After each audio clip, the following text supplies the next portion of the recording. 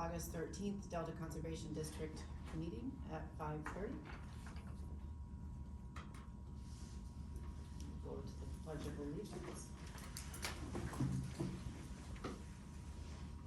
Pledge allegiance to the flag of the United States of America and to the republic for which it stands, one nation, under God, indivisible, with liberty and justice for all.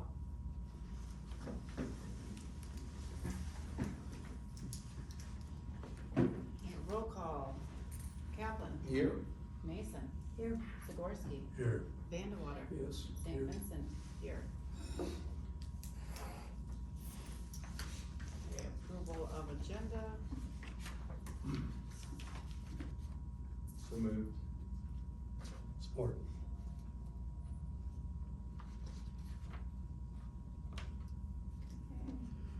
Conflict of interest disclosure.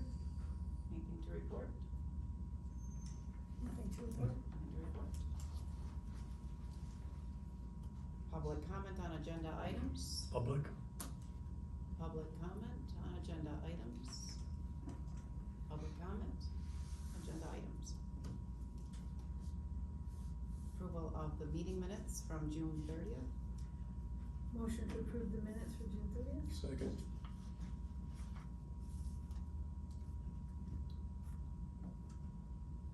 Any discussion? No. No?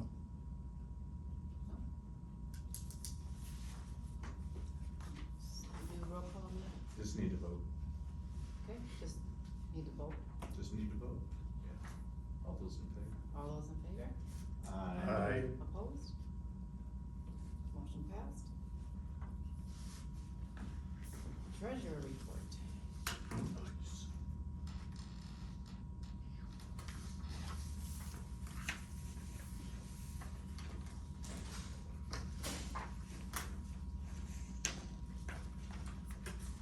So today I spoke with Nicolay Bank about making some adjustments to our investments and savings and FDIC exposure. It just boils down to in account number 002.002, we have $257,092.87, at least on the report I was reading. And current interest on this, which is a municipal plus account, is 4.25%.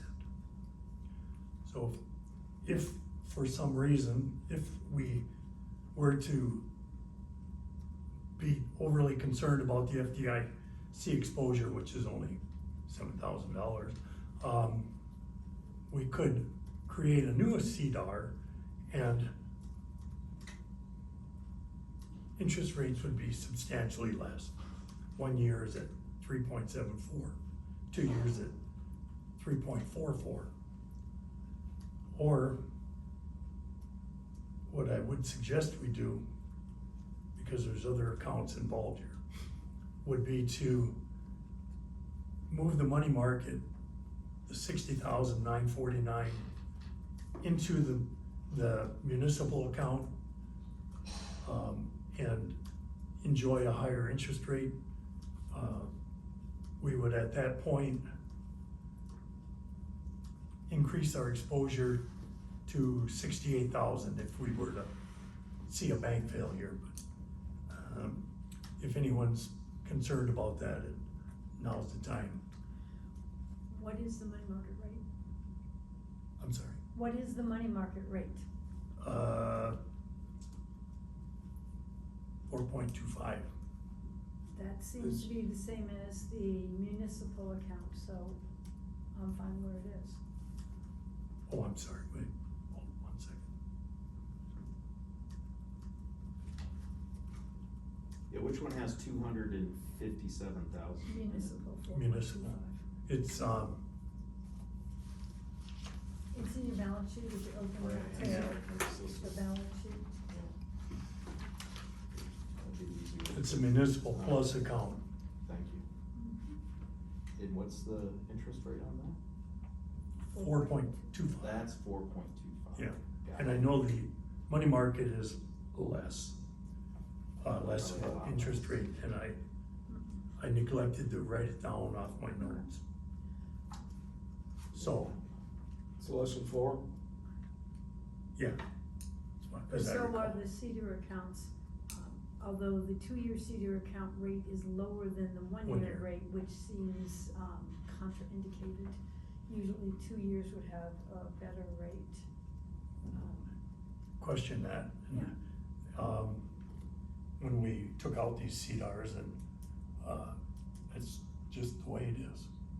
Yeah, it's probably based on treasury notes, and the best interest It's- rates on those right now are like 3 months. Correct. It's, the lower we go, the higher it goes, Yeah. so. Interesting. And we could, if you're interested, we could go over and spend some time at the bank, talk to, Mark. Set up a meeting for that if you want. At this point, I'm not interested in putting 60,000 more at risk, with FDIC insurance. concerns. I don't think that there'll be a substantial difference in interest rates. But we can bring that back if you'd like to. It's always something to discuss Yeah. at some point, so. So I wouldn't move it into, but I would be, if it's like down at 2%, then I would like to understand why municipal plus is so much more favorable than your, Right. than you. So you didn't write that down, Money market. what the The other money interest, market is? no. I'm comfortable with 7,000 over FDIC. That I'm fine with, I don't wanna throw another 60 in. I mean, I would not be in favor of doing that. Not that I anticipate Nicolay to be anything other than an A-rated bank, it's just, Correct. Well, I think it's common sense. We have to know what the rate is. So let's leave the same.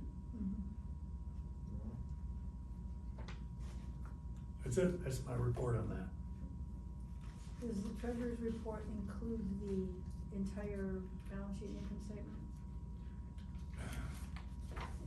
Only because I have a question Yeah, in. it doesn't. Okay, And I apologize no for worries. getting caught up in the first. That was the finance. They just report. call them bottom, they don't call them bottom line Sikorsky for nothing. Cut to the chase. Or bottom No, feeder. I understand. There's just, in working on the budget information, Yeah, on the 3rd page, or just starting on the revenue for the profit and loss, there's miscellaneous income of 96,000. 337. 337, it's the 3rd page in, you get the balance sheet, and now we're at the profit and loss on the 1st page of the profit and loss. They get the bottom, So page 5. 5 out of 8. 5 out of, In the bottom right hand corner. 5 out of 10. I have no idea what the bottom, Yeah, okay. oh, I can't see that. Yeah. It's dimly written. Yes, it is, 5 out of 8. Thank you, Joe. And you're looking back at which one? The miscellaneous income, it's the first number on the page. And it has $96,337.87. Correct. And inquiry into that amount reveals that it was the reduction of a DLA liability for an employee that was settled. Yes. And it's a $12,000 refund of taxes from the IRS. Yes. And so the liabilities were reduced and those amounts were put into income, which would be normal course what you would do. However, in the financial statements, the liability, for the settlement of the employee was accrued at $90,000. And in addition, the liability for the DLA is still carried in the financial statements. So what you have in the fiscal year 2024 is a liability of $75,000, that is in the DLA account.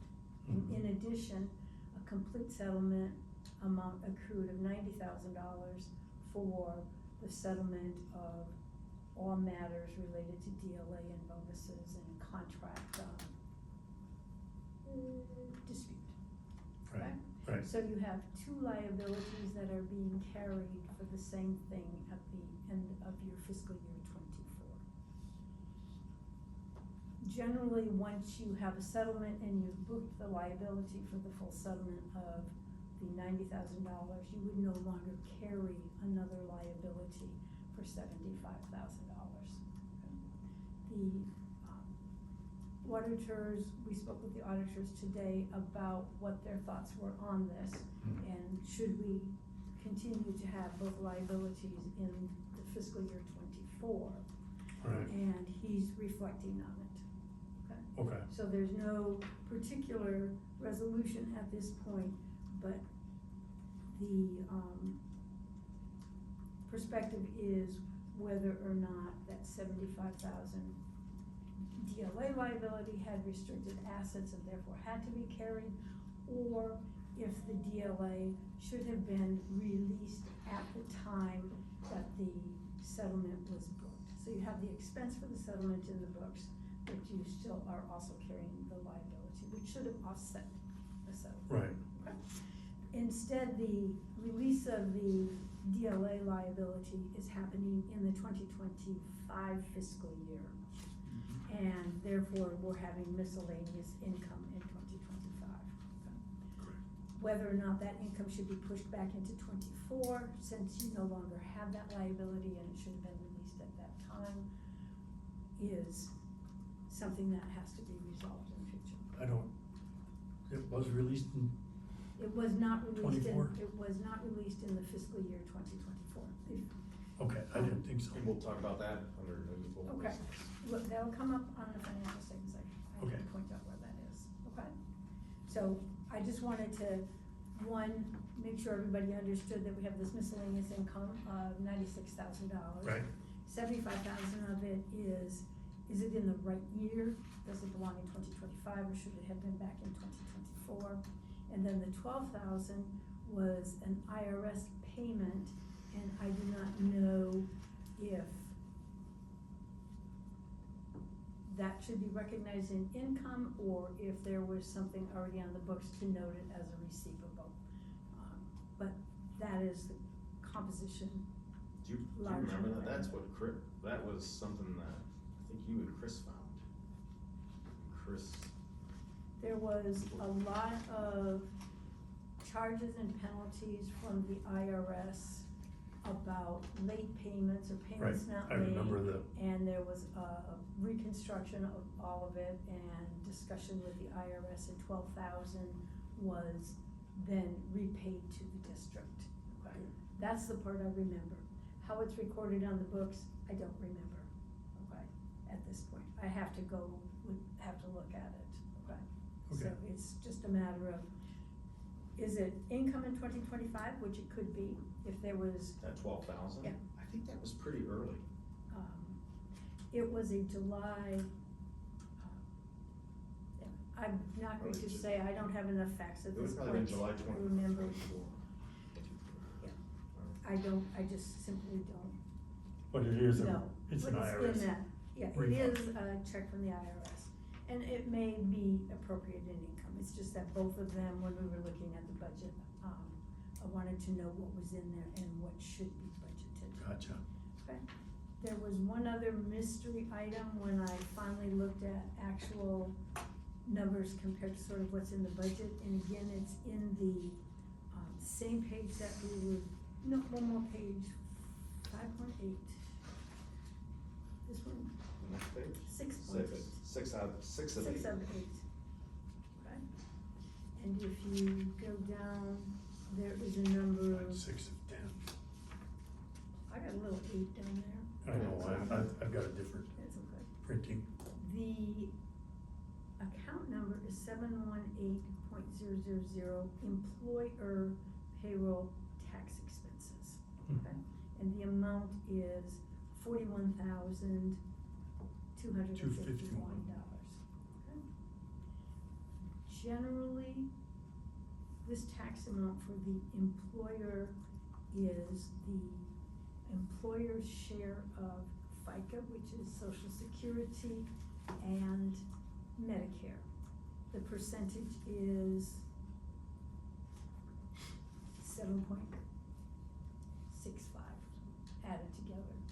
Social Security is 6.2, Medicare is 1.45. And that would be the amount times the salaries. And the wages are $210,000, and so 41,000 is significantly in excess of that. So I don't know what's being recorded in there. And we'd have to take a look at the books.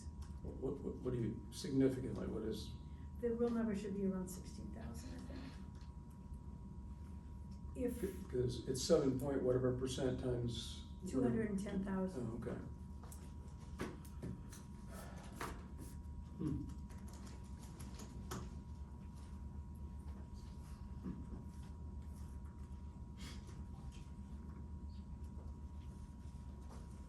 How are you gonna ascertain where that money would have come from?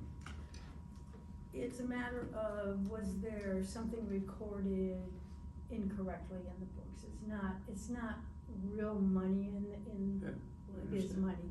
But if, in fact, there are entries that are made into that account that should have been recorded someplace else, or should have reduced a liability when you pay your taxes, because when the payroll is run, you set up liabilities for payroll taxes. It could be that employer and employee shares are in there, it could be other random things are in there. So the way you would look at that, Glenn, is you would look through the general ledger account that has those amounts in it and make sure that you understand the journal entries that are made. Mhm. But the Okay. number seems, significantly higher than it should be. It could be that it's a proper expense and that it's just classified incorrectly. Do you remember that one, Joe? As being a rather large number. No. Okay. I remember having struggles with recording payrolls correctly, Yes. so. That, I would agree. That was it. That's what I remember. So, but well, I was given the ability to read reports, I haven't done anything, I have a You- read-only access. Right. I can look at it, but you just can't look at numbers in a book and make all the conclusions without understanding what payroll was and things. For sure. So that's your plan going forward then? You're gonna Yeah. have to take a look at it? I think because there's also a 39,000 analog budgeted for that amount, and I think Oh. that the budget is too high. These are being triggered by budget stuff. You're saying that should be around, the budget should be around 16 to 20,000 or someplace there then? Yeah, huh? it should be. Cause every year it's, yeah. All right. Well, this was rather an anomaly year for that. I mean, the settlement and the payroll taxes and Does that include the settlement or no? the payroll tax part of it. And that will take up some of it, but I don't think that It may not be all of it. Yeah. or- Yeah, in question. you can't just 100% take 200,000, but even if you added some of the settlement, it would not. Yeah, cause the settlement's gonna add another 90.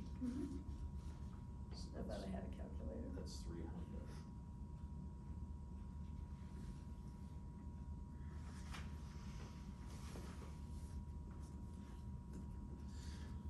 We'll get to the bottom. Any other discussion on the treasurer's report? Anything else on this, Kathy?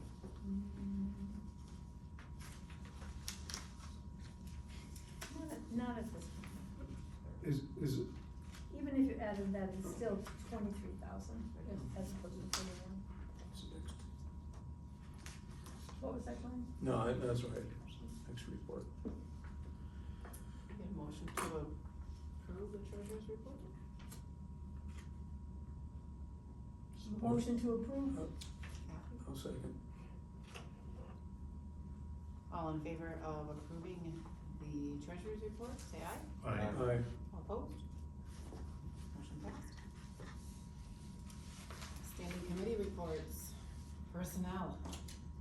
All right, after a long, occasionally arduous process, of looking for folks for the district manager position and reviewing what we received from them, resumes and other, information, we interviewed 4 people.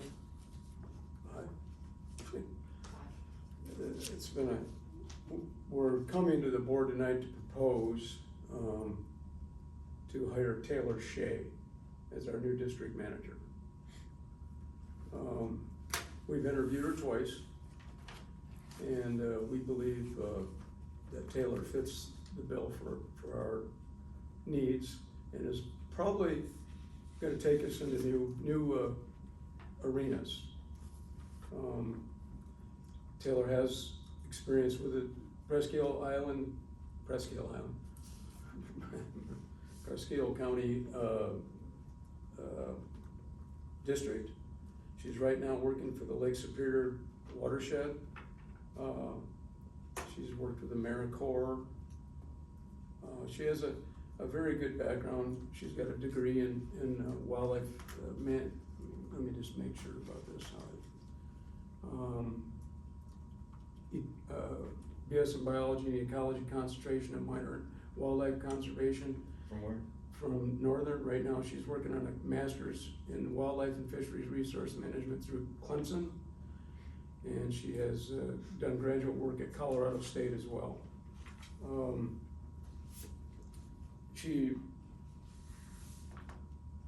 We feel that she's gonna really be, I talked with her references. References are obviously put down because you want them to be able to, explain as much as you can about a person. And these folks were a couple retired person, another district manager that was district manager of Presque Isle, are very supportive of her and think that she is going to excel in this position. Pretty mild-mannered person, not a micromanager. We're really pleased with how she's come off to us and hit all the buttons. She's a young person, but we believe that she can take on the tasks that are presented to her. And as you probably know me, I don't punch or pull any punches. I was pretty straightforward with what this is gonna entail. And Rachel did as well, did a great job on laying it out at the end of the interview of, this is there's a vast amount of duties that are involved. A lot of them are office detail duties as well, but she has had some experience in that, but is a fast learner, and I asked her references about that. Can she pick up? She's a quick learner, yes. Patient, very patient with people. Soft-spoken person, but we feel good about this because I think she's going to take this district way beyond longer than what some of us might be here in this thing. Works well with people, takes on projects and fulfills them, has great ideas, and she's got a lot of good energy. And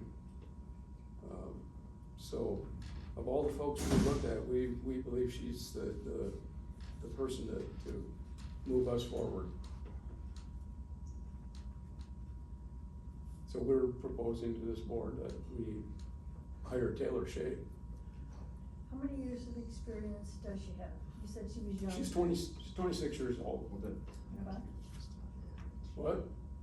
so usually don't ask about age. So what? She told me. She actually brought it up. Okay. up She to told us. me, Joe, don't trust me into telling. Just how many years of She goes- experience is what I'm asking, not how old she is. When'd she get her BS? 23, 22, 22? yes. And when did she finish her master's? Probably new. No, she's working on her master's right now, When did she finish it? 27. So how is she gonna do this and finish her? Didn't master's? ask her that. I didn't think it was germane to this. If she doesn't have a master's, it doesn't prevent her from doing this job. Well, I understand, but you gotta allocate your time, so is she gonna drop out? I don't know. Didn't She ask is her that. working full-time now. Yeah. And so if she's working full-time now and still going, to school, it's possible. It's totally possible. My son got his master's when he had a brand new baby, working full-time, so it just takes hard work, Mhm. and she doesn't have that much.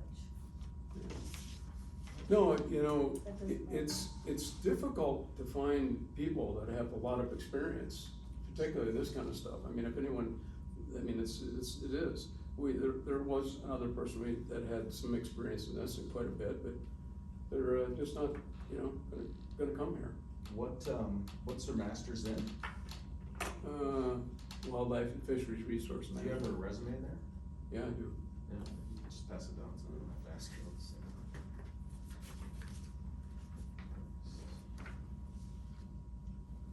Do you know who she's working with at Clemson? No.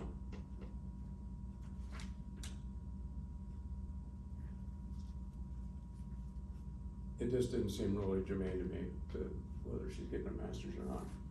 What I was interested is, could she walk through the door and pick up,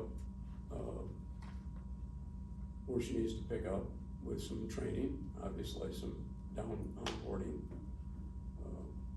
When we did the interview, we asked her questions that pertain specifically to the job. Do you have any website, social media? Do you have grant writing? Do you have outreach? She was very, very positive and high on outreach. Grant writing was yes, high on education. She worked with preparing, financial reports with different entities. Has some experience in QuickBooks Workforce. So going through the questions that pertained to the position, she hit very well on almost every question that we asked her. She runs the social media accounts for different organizations. Mhm. No. What about, like QuickBooks and finance stuff? She just said she had some Yeah. experience. Oh, she did, with yeah. QuickBooks and We One definitely one of her asked Do you know references. from where in this? In the interview, I did not ask her at what point did she do that, but she did say, I think there might have been a harbor master that she did the books for, as well. But she did say QuickBooks Workforce. One of her references said that she could pick up on things very quickly and has excellent time management, and I stressed, as Adrian can point to as well, that time management is probably one of the most critical things you have in this position. You gotta be able to get stuff done and move on. To do some of the other things that we'd like to do in outreach, you need to be able to get through these other administrative duties. And I think has the competency to pick it all up, to be honest with you. And who was in the interview?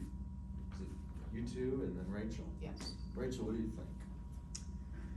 I thought she was great. She was sharp, she was thoughtful, she had a lot of good skills from previous jobs, both in the field and, at the office. She was very motivated, she was very professional, she had really good qualities. All right. Yep. So, cool. And local, and I think that.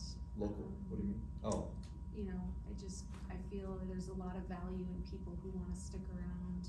is she and from here or from Marquette? She's from Marquette, so, we discussed with her that she will be commuting because she did sign a lease for the first year. Okay. So there will be commuting, which she was well aware of and because of that lease issue, so, to my knowledge, her that the Huron Pines position is ending.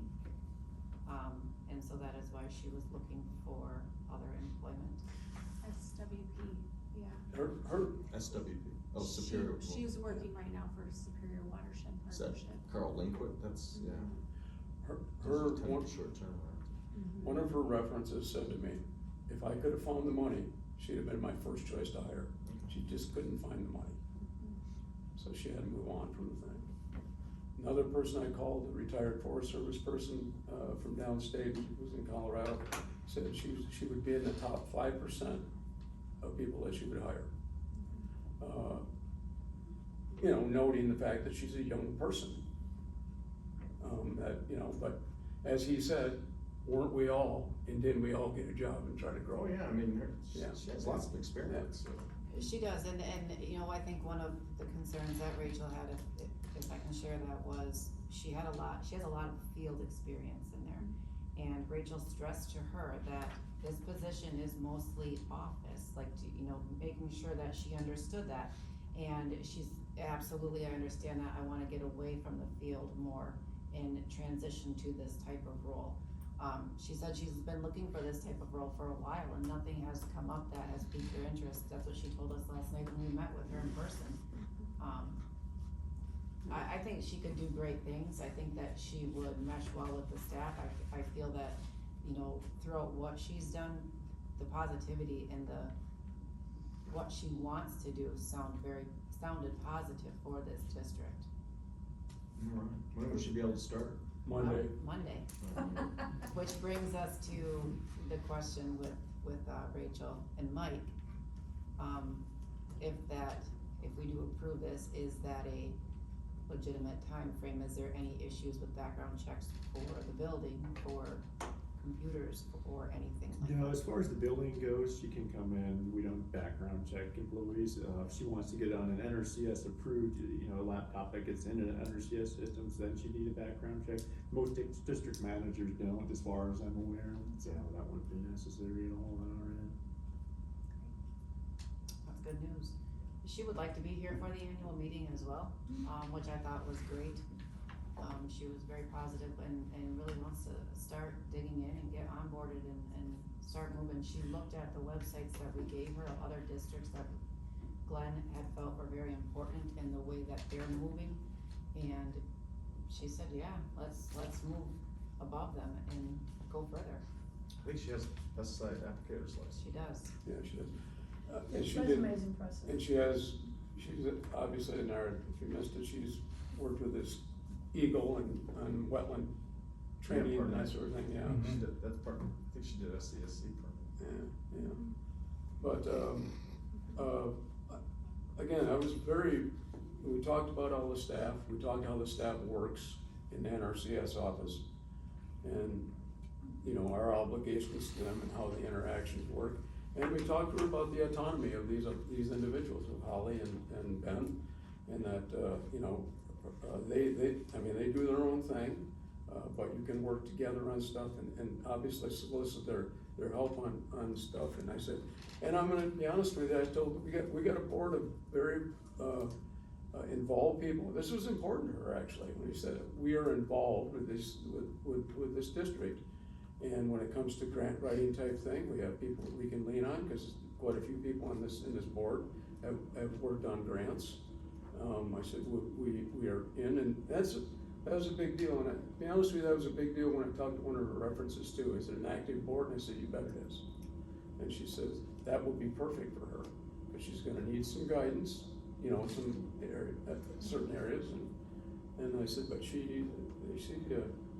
we just feel really good about her, and, there it is. Did you have any negatives? No, well, you know, references obviously don't do that quite, but no, I didn't have anything with the reference folks. No, I just mean in general. Not really. Conversation. No, not really. I asked her, she did ask about a benefit program, and we kind of read out of the policy, what the benefits are, and that where we're trying to go with some of these benefits as far as retirement. She fully understands that. Adrian gave her some ideas on how she could pick up some insurance for a brief period of time, before she can apply in the Affordable Health Care Act. And I said, is that a game stopper for you? And she said, no. I said, okay. I would say of the interview questions that we asked, the one that, it wasn't a red flag, but she just said that, she is familiar with the FOIA requests and legal actions. She likes policies and procedures to be in place, which I love that, but she did say that she is less familiar with accounting law. But to find a person who is conservation and what she went to school with, we're not gonna find someone What do who you mean is accounting law? anything to do with the governmental laws, accounting, budget laws. Oh, like FOIA and accounting? I don't think Not that's, like the Appropriations Act. Oh, I think it's more on that kind of stuff, well, that and sucks. so we're gonna, That's our responsibility. Right. right, but that was a question in the interview, and she was Sure. very honest, and she Oh, just good. said, I don't have a lot of knowledge in that, which we're not gonna find knowledge of a person who has a bachelor's in ecology. So, You're not gonna find that with 95% of the population. right, so when he asked, was there any red flags or anything, marking Yeah, everything down okay. on all these, Yeah, no, that was the pretty only one minor. where I'm like, well, I don't even have that, I mean, Kathy. Oh, you kidding? So I didn't see any red flags. Good.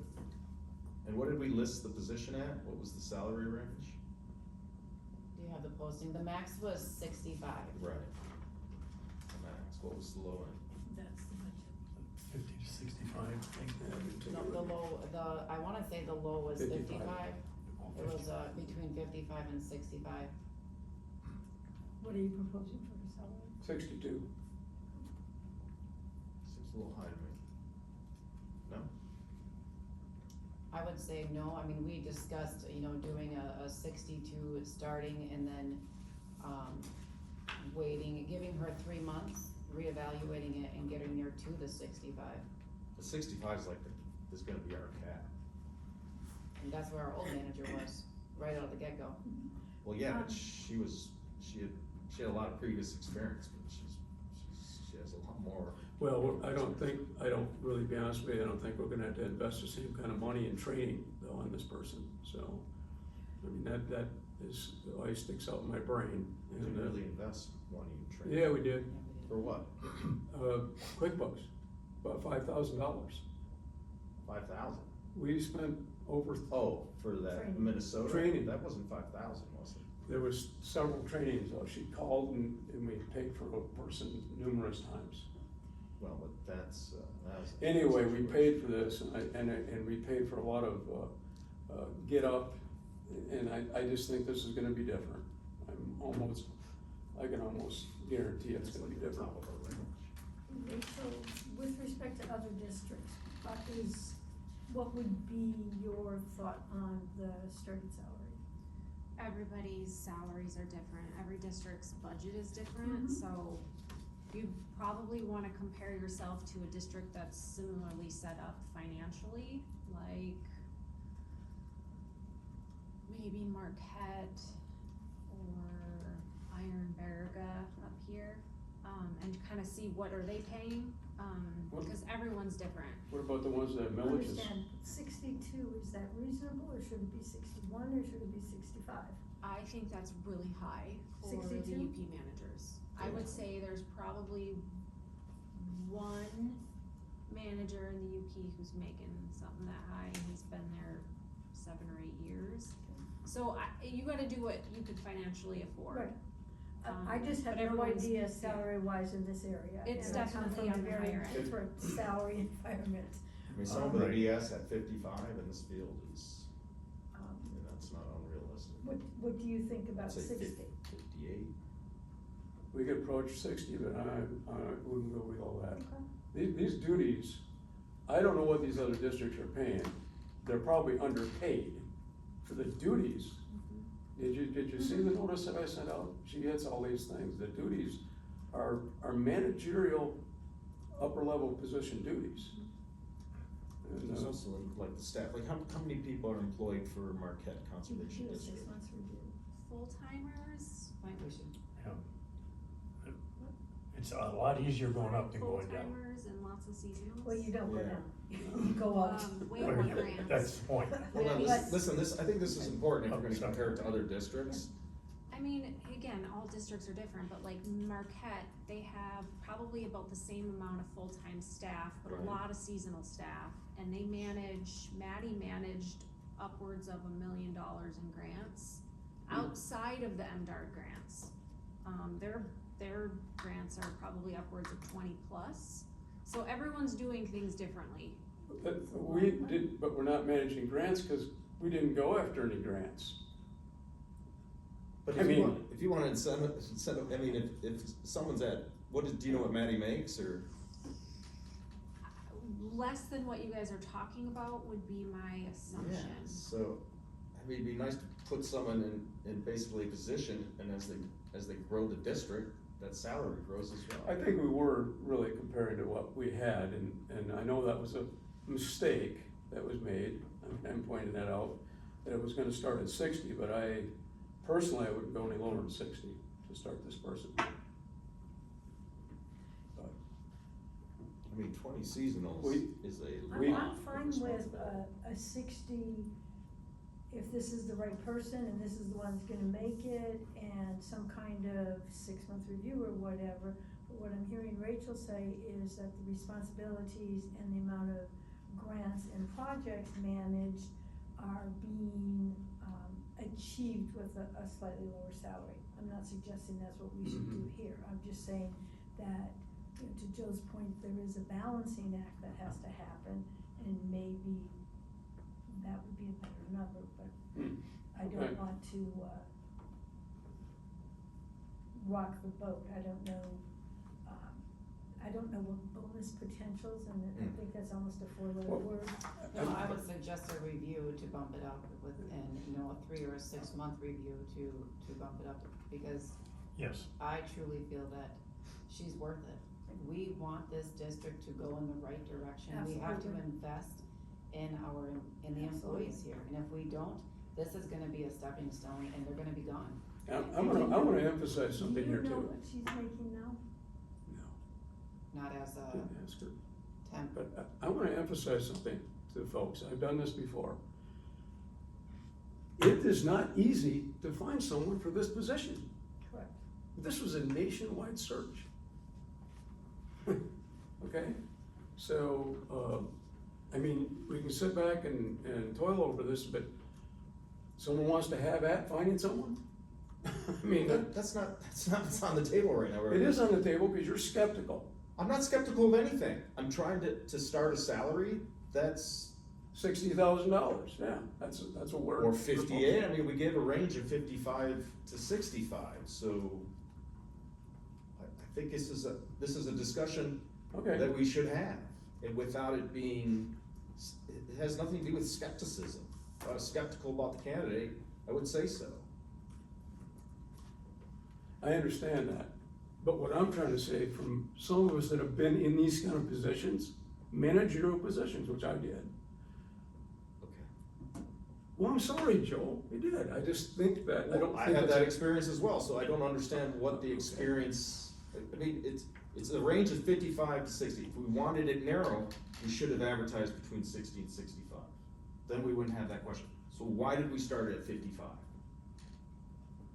Why did we have a range of I don't know, 55 to 65? I don't know, Joel, when we first did this, the first one, you wanted Well, we're 40. not talking about the first one. Well, you wanted 40, and I said they won't count.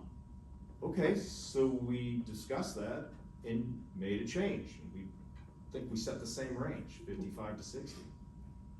But then Alright. there was an issue and the previous manager got 65 right out of the gate.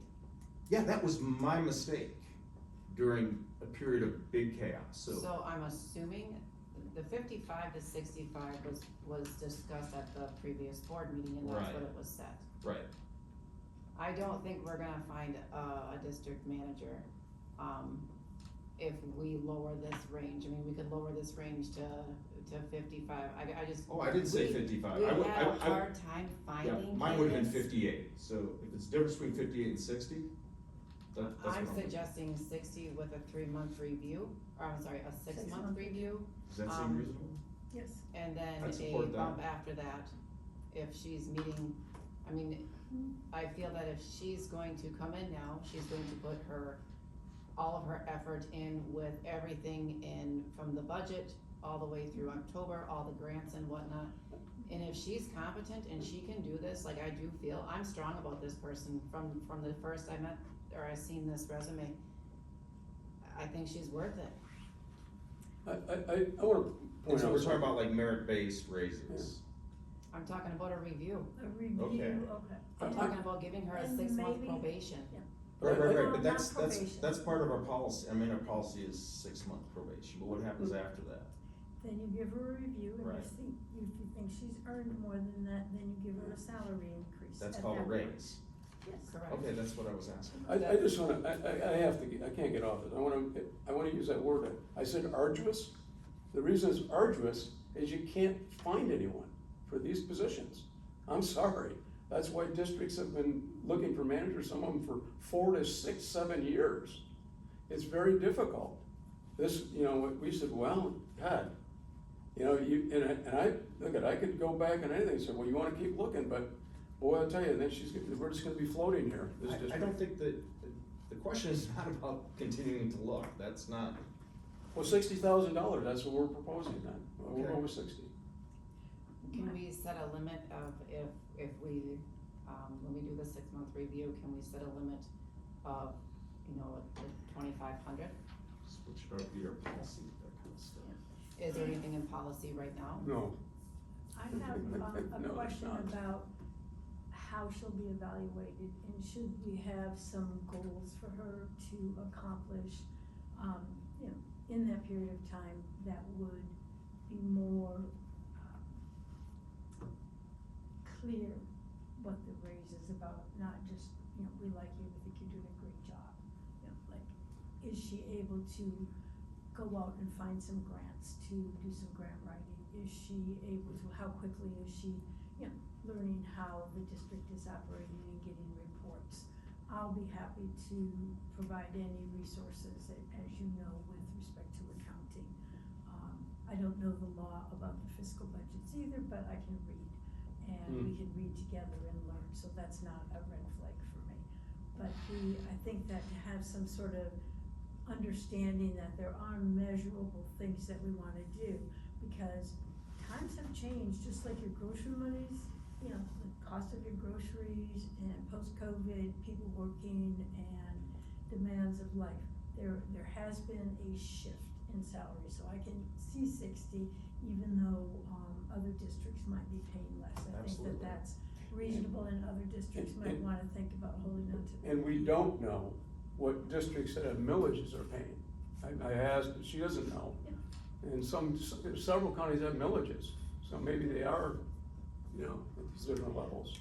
I'm just saying, I think that this lands at a good place, and Yeah. I'd like to support, her resume is impressive, her public speaking, her ability to get along with people, so I don't think anybody is debating how difficult it is to find somebody, or, how much work you went through, or what her responsibilities are. I think that's all I well agree. understood, we just kinda wanna start not at the top end and let her have some room for growth. I appreciate that, and I Room wanna for make, growth, I think that's the key. I wanna make one other point. Sure. There's things that the board wants to do too. I don't wanna be holding someone's hand, and I don't think we're gonna have to with this woman. And I think that That's is the bottom line, and we outstanding. did before. And, Yeah. I can't address before, I have I know, I big understand. ideas, but I think that she's got, some good skills in looking at the resume. As briefly as I did, I take your endorsement and Adrian's endorsement and Rachel's endorsement with a high regard, and I think we should move forward, because I think that it's an opportunity. I like someone young, she's got 3 years of experience, she's got good experience, great references, and if she can do the things that the district envisions, I think it's a huge win. Yeah, that's, I just don't want to get fearful that we'll lose her and go No. too high, and so I No, think that that's this fine. balance of Yeah. 60 with a 6-month review is good. and I was just venting a little bit, because it's such a process, it's such a hard process, it's crazy. I know. And we've been we talk to each other Dave about this, and Hiring is where are we hard. going with this, how are we gonna, so it just gets to be, it's not a walk in the park, trying to find people. Understood. Yeah. So can we talk about a possible 6-month increase cap?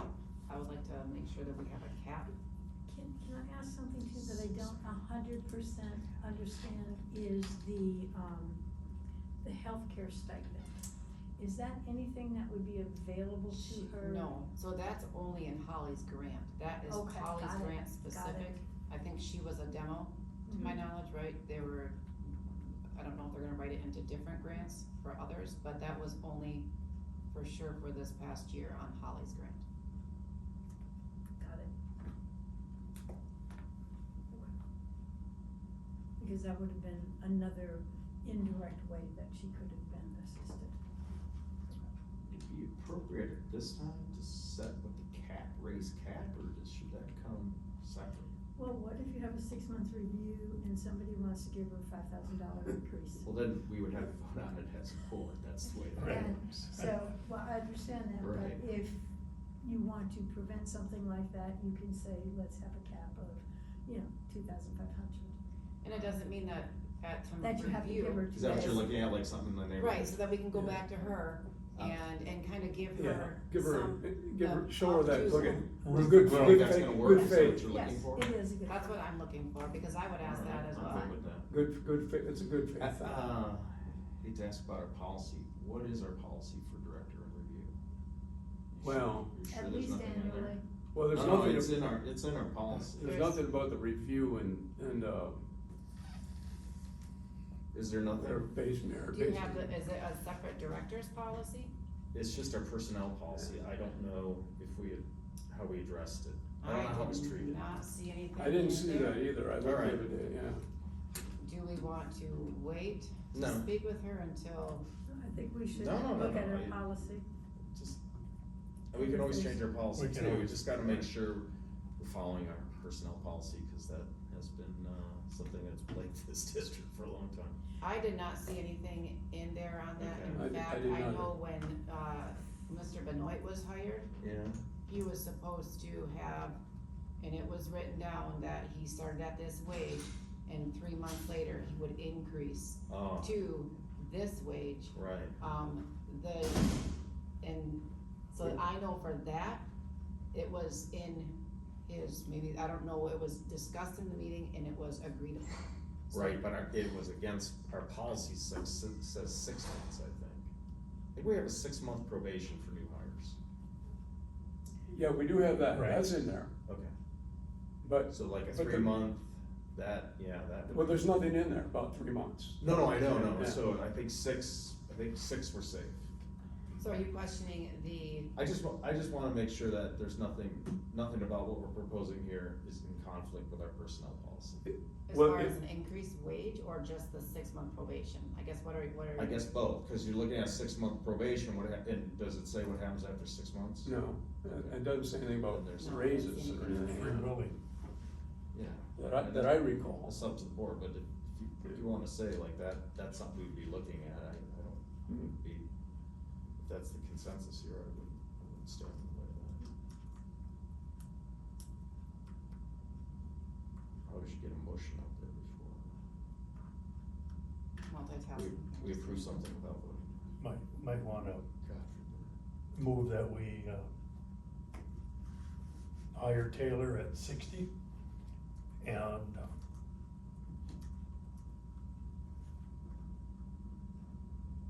have a, maybe we need two motions. No. Have a 6-month A review 6-month review, with an opportunity to have a raise of 2,000, no more than 2,500. 2,500. Get that? I'll second. Great. Need to vote on this? Oh, yeah, we do. Oh, yeah, we do. Alright, so we have a motion here to hire Taylor Shea at $60,000 with a start date of August 18th, which is okay with Mike, that's all good. hire Taylor at 60,000 with a 6-month review for an opportunity to have an increase no more than 2,500, seconded by Kathy Mason. Roll call. Kaplan, Yes. Mason, Yes. Sikorsky, Yes. Vandewater. Yes. St. Vincent, yes. Passed. Well done. I wanna, while we're on personnel, I wanna give a shout out to Holly Moss and Ben Marchand. Particularly Holly has really been stepping up for us. And anything we've asked her, she's done. She's working right now with me on the tree sale. I mean, you know, there's a lot of things were left. We've gotta get the tree sale stuff taken care of. She stepped up on that. She stepped up on some stuff that Adrian has asked. Ben's jumped in too and said he's gonna help whichever way he can. And, they understand this is a transition period, so I just wanted to get a shout out to both those individuals. One other personnel thing, which I think we do this in September. Steve, we do it. Just to mention the fact that Steve would like to come back. Yeah, so as Steve has, I guess, I was gonna talk more about this with the annual meeting update, but Steve has, been in the office and whatnot, working with, Holly and Ben for the annual meetings, so we're hoping to, figure out more of his hours. I think he would like to come back more, and do more, again, probably September-ish, I think might be a goal. I'm gonna have a discussion with him either later this week or maybe next week to try to pinpoint down, you know, some exact timeframes and whatnot, but he, after coming in this week into the office and whatnot, he really misses it and wants to get back at doing some of that stuff, so he is, really also stepping up and doing a lot to get the annual meeting ready for us as well. And I know you don't know him, but he's very, very diverse. A real people person. The staff members that are there now just love working with the guy. And he was able to step up on many occasions to do things and do extra things for us. He'd like to come back. I think that these two human beings will complement each other greatly. Outstanding.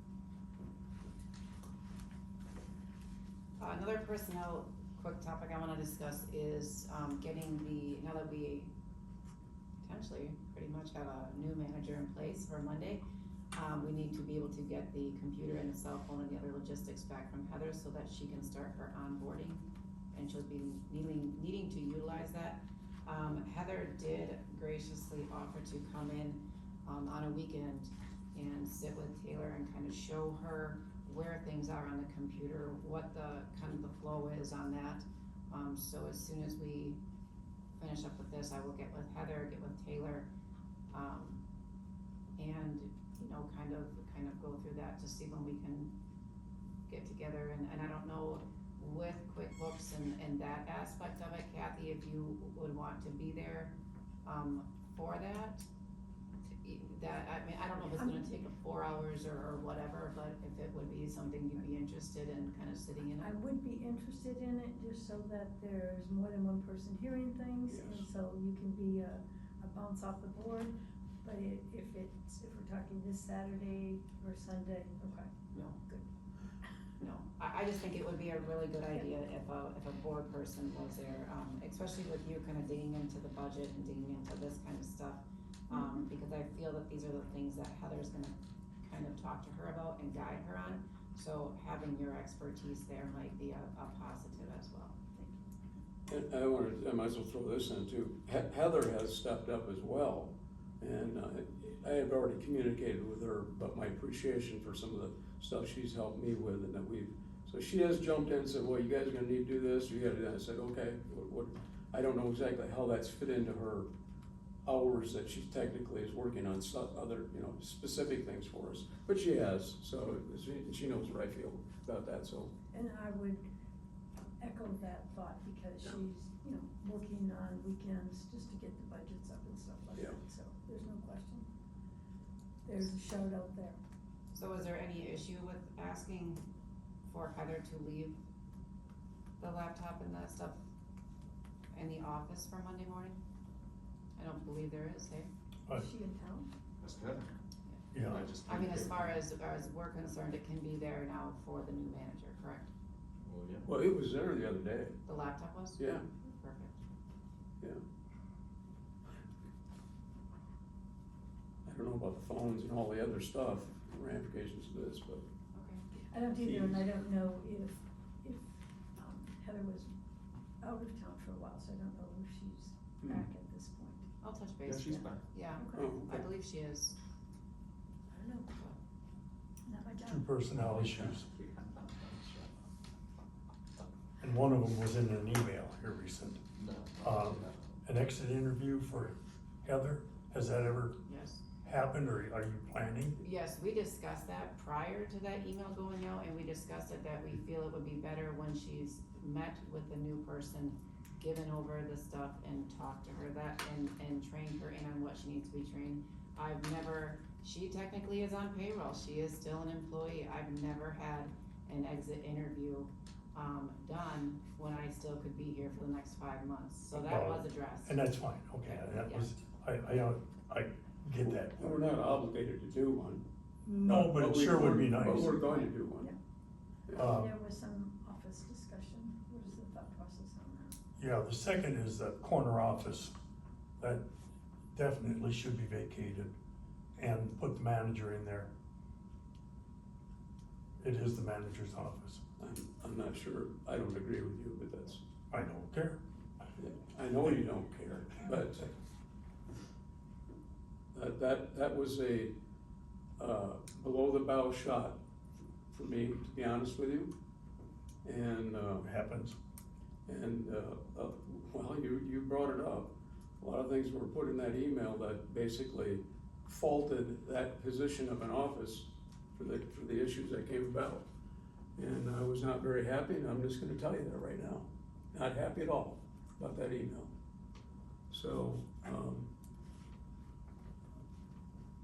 that's the bottom line, and there's no, But who makes the decision how that office is configured? 'Cause That's right. I agree with some of that sentiment. fine. Fine, why? Whose decision is it? I didn't say you agreed with some of the sentiment, I'm just telling you, Yeah, but whose decision is it, how that office is configured? I guess it's, all of ours are the managers.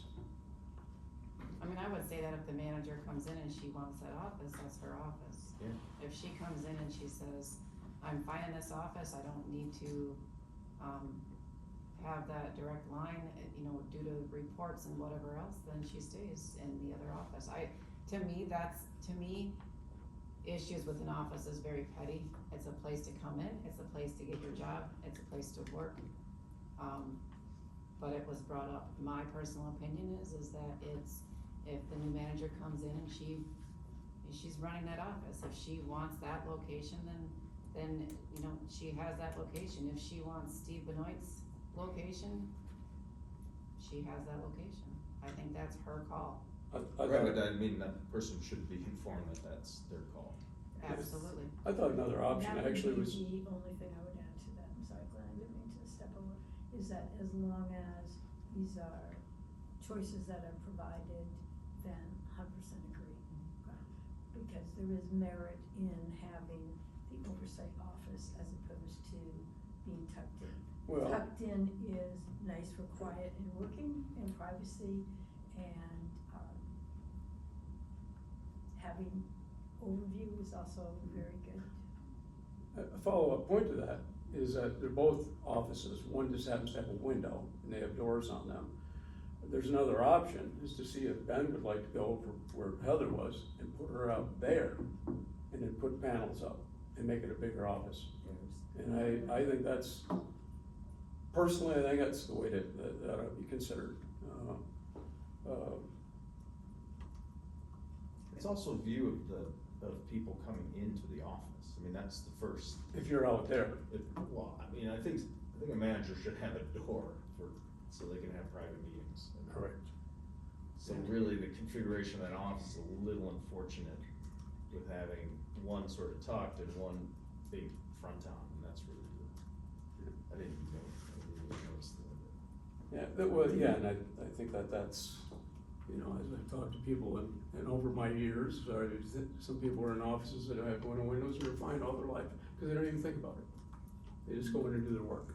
And I don't know how important that office is for greeting people, I don't know. I don't Steve- really have a handle on that, how many people come in off the street. What? Corner even better. For sure. I know it's important during a tree sale, cause people come in and order, but outside the tree sale, I don't know how much traffic that office generates. Do you have any idea, or feel for I that? mean, several a day at least, it's. Oh, several did. It's same for you too, just people coming in and asking questions? So right now, Ben is the receptionist, basically. Alright, well that, yeah. Steve was when Steve Few days. Steve was there. Okay. Well, that's good. I didn't have one when I brought myself in, but this is not clear. All right, any other personnel matters? Adrian, is it okay if I move forward on getting an email set up for Taylor? I think so, I mean, I told her that I would, give her a call after the meeting, I told her it would probably be late, and she was fine with that, so I can send you a message tomorrow and letting you know. If she says yes? Yep. Okay. Yep. Cause it would help to get her some onboarding stuff. Absolutely, Okay. and you have all of her information, correct, you need, okay.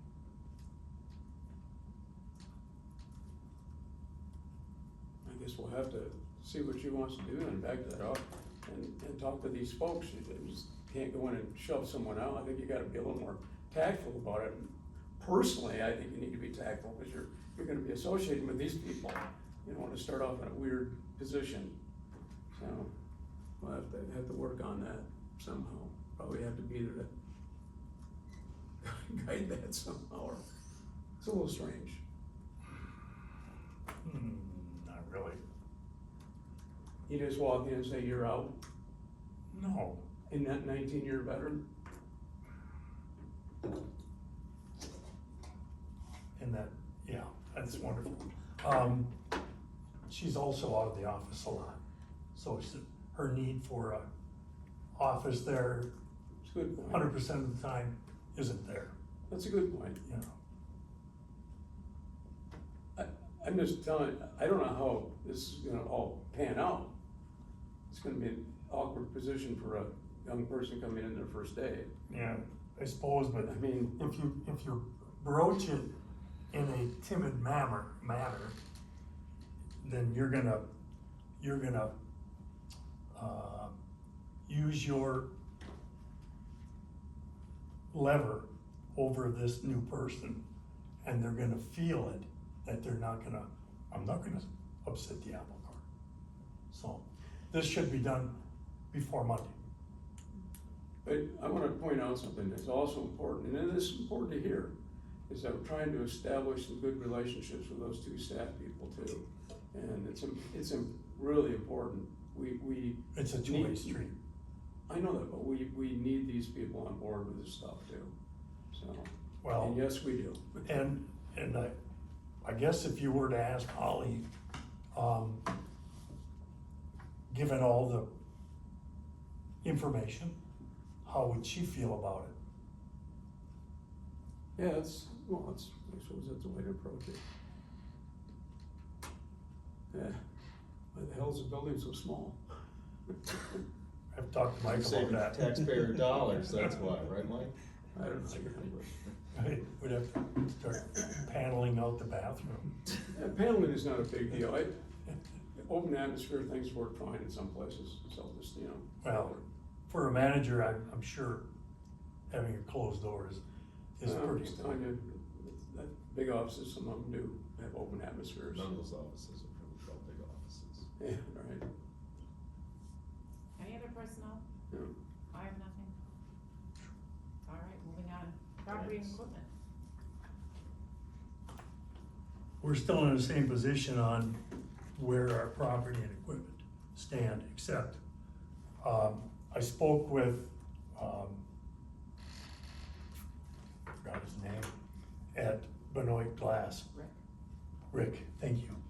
And, he's willing to go out and take care of our lock issues on that travel trailer.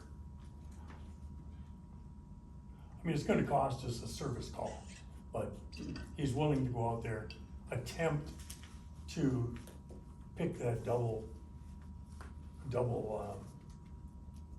tumbler lock and or drill it out if everything fails.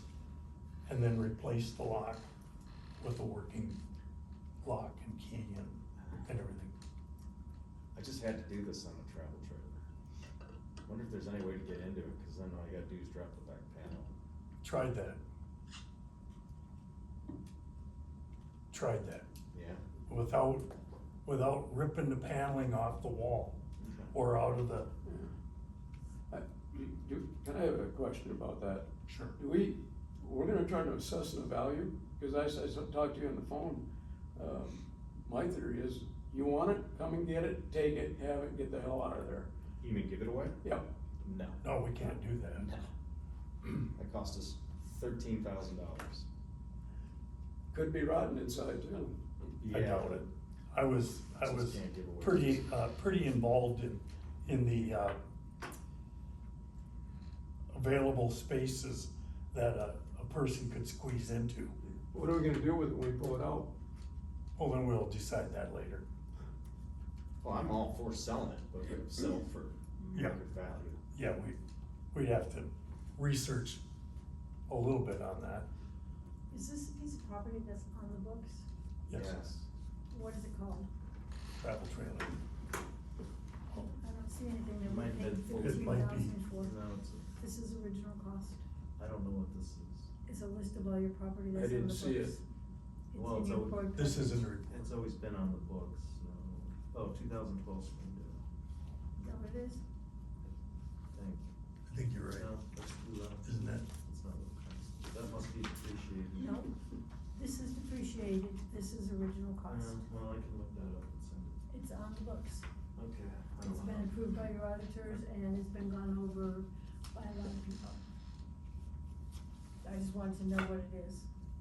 I think it's Springdale 12, that's what I think it originally cost I like thought it was- $12,900. There's two trailers bought in like the same, Correct.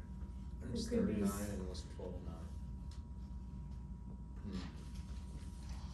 You know, there's only one thing on there that's not, I couldn't find, the tracks for the ATV on there. ATV tracks? They're not in this, Oh, yeah, I thought they were. I didn't see them. As part of the property, okay, what we agreed to do was to get a listing of all the property, and this, it's in your board package, it's called Asset Utilization Review Inventory FY '24. It is a listing of all of your property that you had as of fiscal year 2024, 9/30/24. You see that? And you can look at your total amount on the assets at the bottom, and when you get your financial statements, we can agree those amounts to the financial statements. Subsequent to year end, two pieces of property were sold. The utility trailer was sold, Mhm. and the Gravelly Pro Turn 260 lawnmower was sold. Great. So to reduce the original book cost by $13,000 and to reduce accumulated depreciation, I can tell you what the new numbers were, I didn't add them in here, but these numbers will agree to the treasurer's report that you received tonight, because they were sold already. And there was a profit on the sale of roughly 2,900. So if it's missing tracks, then they're not on your books, okay? Okay, all right. So, and there is another listing of inventory, I'm that gonna look for that. is on your book, that is not on your books because they were just things that were not considered capital assets when they were bought. And Chainsaw, weed whacker, and that sort of thing, folding chairs. axes, and this, that, and whatever. Certain office computers, I thought phones, that stuff, some of that stuff got added. um, The computers. the new purchased computers were added. Right. Not the old ones. I thought that Trax was on our old depreciation Um, list. The tracks, you know. The track, yeah. If anybody wants Snow to take tracks. the total on this page of $4,500 and look at the set of financial No, statements. not right, And find. not at the meeting. Right. I'll do it. I'm gonna look it Wait up. it I got out. my leisure I time. only had one other question about Best Properties, that, where's the backhoe? It's in the Is it in there? in the barn, yeah. Because I didn't see it. It's at, well, it's right there against the wall. 1, 2, 3, 4 down on the list, okay. No, yeah. The goal of putting this together is one, so that you know what's on your books. And then That's there an is attachment. again another listing of assets, that box of tree hangers, a generator, a push mower, tree planters, you know. These are not on the books because they were deemed to be expenses at the time you Right. purchased them. All right, You don't capitalize Expense everything, notes. okay? okay. Again, the objective was, there was a sentiment at last board meeting that maybe we should be considering selling some of these items or disposing of some of these items. And that is a fine idea. If people want to call me and say, you know, this is how we use this item, I don't think we should keep it, I think we should sell it, then I'll make all the notations individually and bring it back to the board for discussion, or you can call Mike. But the idea is to, if we think we wanna sell things, let's get on with it, and let's document what the property's use and why we want to sell it, and then let's talk as a board about it. But I can't tell you what should be sold, but I'm happy to be the scribe. No, and I don't disagree, we need to have those discussions, because I brought it up to Mike, and when we were dealing with the tree sale stuff, you know, we move these planters every year. That's a day and a half operation, and who's gonna, 2 days almost, when you get it all together. Right. Who's gonna do that forever? You know, I don't know. Yeah. I don't know. Oh, not me. Okay, well then, let's get rid of it. Well, Well, it seems like that you need them every year, so this is. That's correct. We choose to use them. We choose to use them, we don't need I don't them. know if there's ever been a need. A lot of for districts lot do of not stuff. have them. Got It's it. not that we need to use them. All right. Kathy, That- can you say, what is this name of this report again? I didn't catch it and I don't see it on the. It's on the bottom of the report. This is the. It says asset utilization Gotcha. review, and it is inventory this particular one is inventory at fiscal year 24 on the right-hand side. And so the fact that we sold 2 things in 2025 would change the totals, so I can tell you what both of them are. But this was to facilitate an asset utilization. How do we use the assets? What do we wanna do with them? It was just something, as being nominated to be a member of the property committee, I thought I could contribute. And I have And you done are. that. And that updated- Sold. And that depreciation list was supposed to be in here, The list of the property is not in there, Oh. but the totals are. okay, I just need the list. This is the. It's in your, list. packet. I assure you. This is.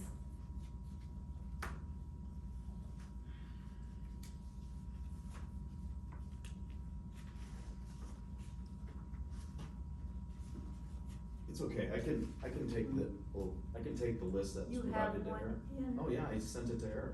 You have one in your board report. Right, and I'll check it against the one that I provided Eric.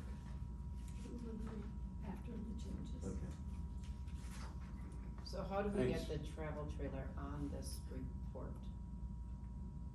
It is on the report, it's 2012 Springfield. Springdale. Yeah. Spring- Oh, gotcha. spring, There is yeah. disagreement as to what the original cost Yeah. was. Okay, It's not the first time Yeah, we've discussed. there's probably, What a travel trailer has cost. there's great reasons for that, I'm sure. Very good story, yeah, I'm sure. Alright. you can do it in total, or you can do it in bid spec. Did you have any other, I'll take a look at that, cause, the number is So the pretty. driver was sold and what else was sold? agreement, and the, Utility. utility trailer, Thank you. the aforementioned dump trailer, 2000, you know, Just wanted to hear And on about and it on. again. The 2000 model, yeah. yeah, Let's- that would be the one. That one's depreciated. So that's the only point of this property piece. Yep. All right, thanks. So we can look at it again with the records guy. I'll look in my, Mhm. in my notes because I have a penciled copy of everything that we audited when I went out there with Nate. Do you need the listing that's in the drive that has the non-book entries? It wouldn't hurt. Would you like me to copy? There you go. I could, thank you. My pleasure. I'll print another. Yeah. I can already see that. Once you check off all the things that are not, this is gonna shrink. Those are not on the books, these are on the books. Yes. Some of these are over in the, storage.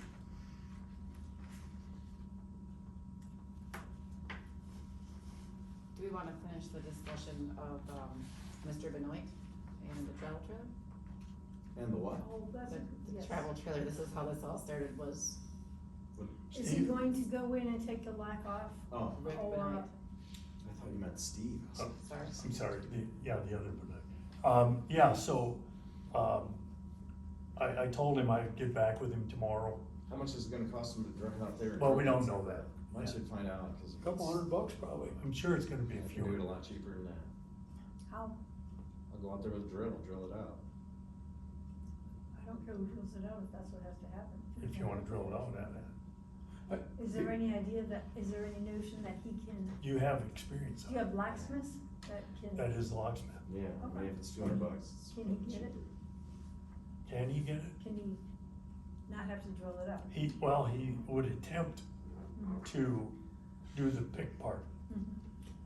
Let me call the, RV place Yep. and ask them what it costs to get a replacement lock, if we drilled it out. They're pretty simple locks, like really simple. Mhm. Once you get an idea what it's gonna cost to haul him out to Cornell to pick that lock, I think it might be worth more Just than gonna the be travel beer and, trailer. beer and hot dogs. Oh, well, there you go, if you got a quid pro quo going, I won't get in the way of that. No. So after you look in the Okay. inside, you're gonna have a game plan on what to do with it, huh? Because you know my concern is the road all the time. It's gotta come out of there in a reasonable season. Mm-hmm. Oh, we could get, Are there Pretty keys easily. to this to move it? or- no, that's the problem. I have no way of getting in and have not. Oh, we might be able to hook it No, up I and- meant in. You know, it needs to be pulled out with a truck. I could just I could And pull Pull it it out. out, I would help you do that.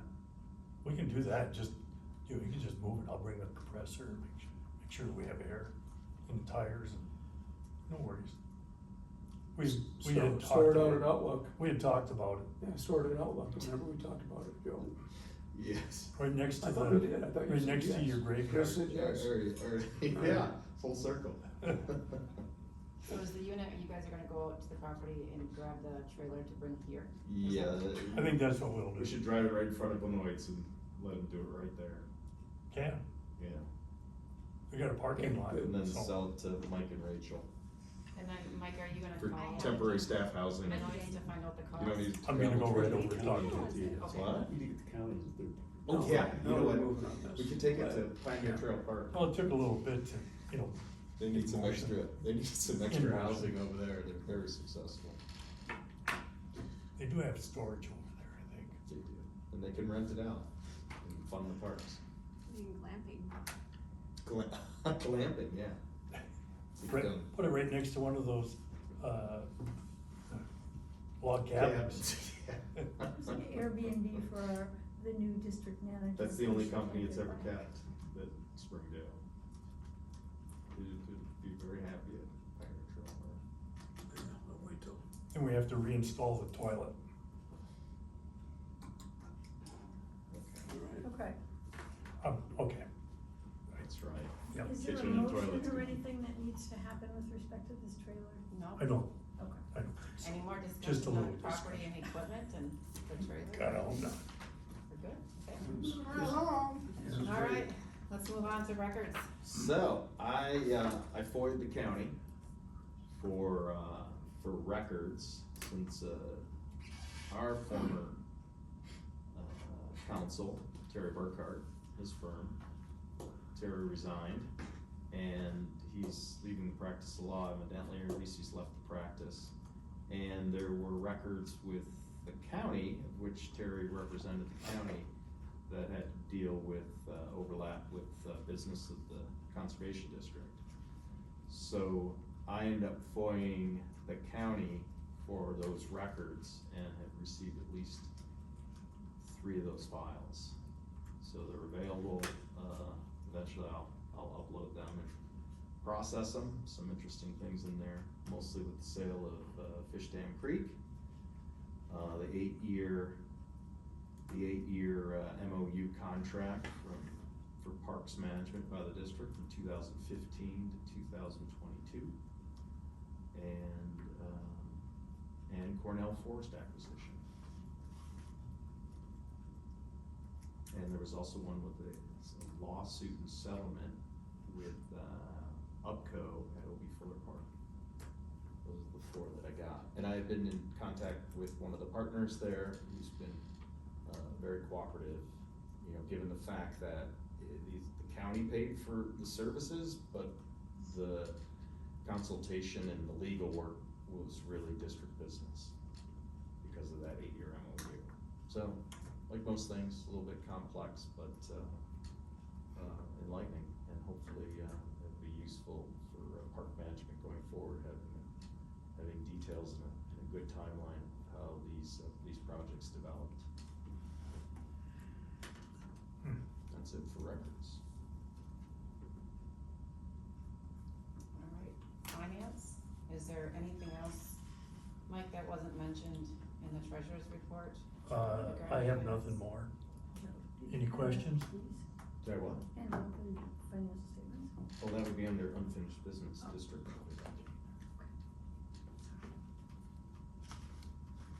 Nothing more from what's listed above? No.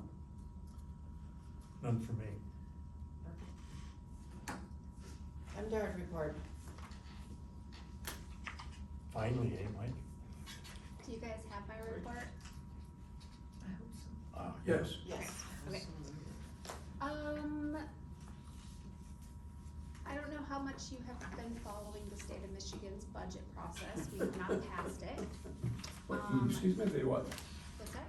They passed it They today? have not passed it. Oh, I knew that. Yeah, so there's a blip in here about what that means for conservation district funding. We obviously cannot allocate any grants for fiscal year 26 until the legislature passes the budget and it's signed. We are working on grant language and draft budgets, so hopefully that will hit up. We hoped to get everything out the door by August 15th, but it'll probably be the end of August. But that way you at least have your budgets that we're proposing for your September board meeting. We are hosting our forestry assistance program camp next week, which Ben will go to and I'll be at, and our program manager in Lansing comes up for it, and it's 3 days of like in the field, getting Ben connected with all the foresters around the state and giving him nice. some good hands-on training. It comes to the UP every other year. The joint Region 1 and 2 meeting is scheduled for September 17th in Marquette, right after the 201 level director training. So if anyone is interested in attending that, it will be at the Marquette Township Hall about 3 o'clock to 5 o'clock. I've responded to say I'm gonna go if I can. Awesome. So yep, also the training is happening. There'll be a few different facilitators who are putting on the content. Those are kind of the things from my report I wanted to mention. In regards to your fiscal year 25 operating grant, there's one last deliverable in that grant that's due on October 5th. I hope I've mentioned it to you guys. It's the annual business plan for next year. So you have a template that we give you to turn in for that last quarterly deadline. With Taylor, assuming that she's starting, being new, I'm wondering if someone from the board wants to kinda help with that. And I can kinda help share out some ideas, but, I feel like it might be something hard for her to like sit down and really put together as a new employee. Right. And so I wanted to throw that out there, cause it's doing, less than 2 months at this point. When was the last time we did a business plan? You do one every year for your Okay. operating grant, so Yeah. this will Right. actually be your 4th year in a row, so we can look at 3 years right, and right. say like, what's changed. And really So you ideally, just pirate from those? for them, If you part need of to, it, yeah. but you guys put together a 5-year long range plan a few years ago, and ideally you're looking at that and saying, okay, next year, what are we proposing to do?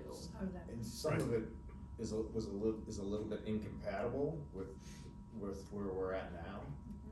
Yes. Yeah. So, I mean, I'd be happy to help that, cause I know what we're sort of leaving behind, or what we're no longer involved in. So, And okay. Heather distributed the 5-year plan and the annual business plan, Okay, Yes. so we all have a copy of it. Okay. And so, go for it. I mean, our operations are pretty simple now, so yeah, I don't think it'll be problematic. okay.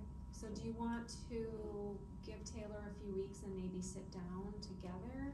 Yeah, how long do you, we could probably give her a month, right? Yeah, I mean, maybe sometime in September Yeah, it's due October 1st, 5th. October 5th, okay. Yep. Yeah, maybe like for September 10th or so, Okay, so sometime in there. yeah. Okay, Okay. so I just wanted to make sure that you guys knew that that was kind of lingering for reporting. Do you have any questions about next year, or? What happens? Is there one? Yeah, what happens if the budget doesn't get approved in time? What are the district responsibilities for reporting a budget, et cetera?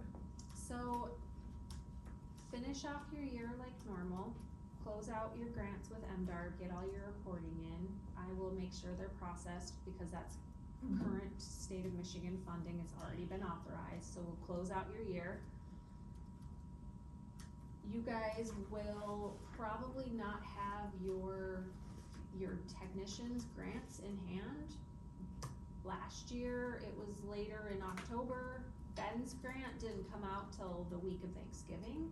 So just know that, you have staff on the payroll and, you're choosing to kind of keep them on even though you do not have your actual grants with MDARD. But we have assurance that they will fund. No?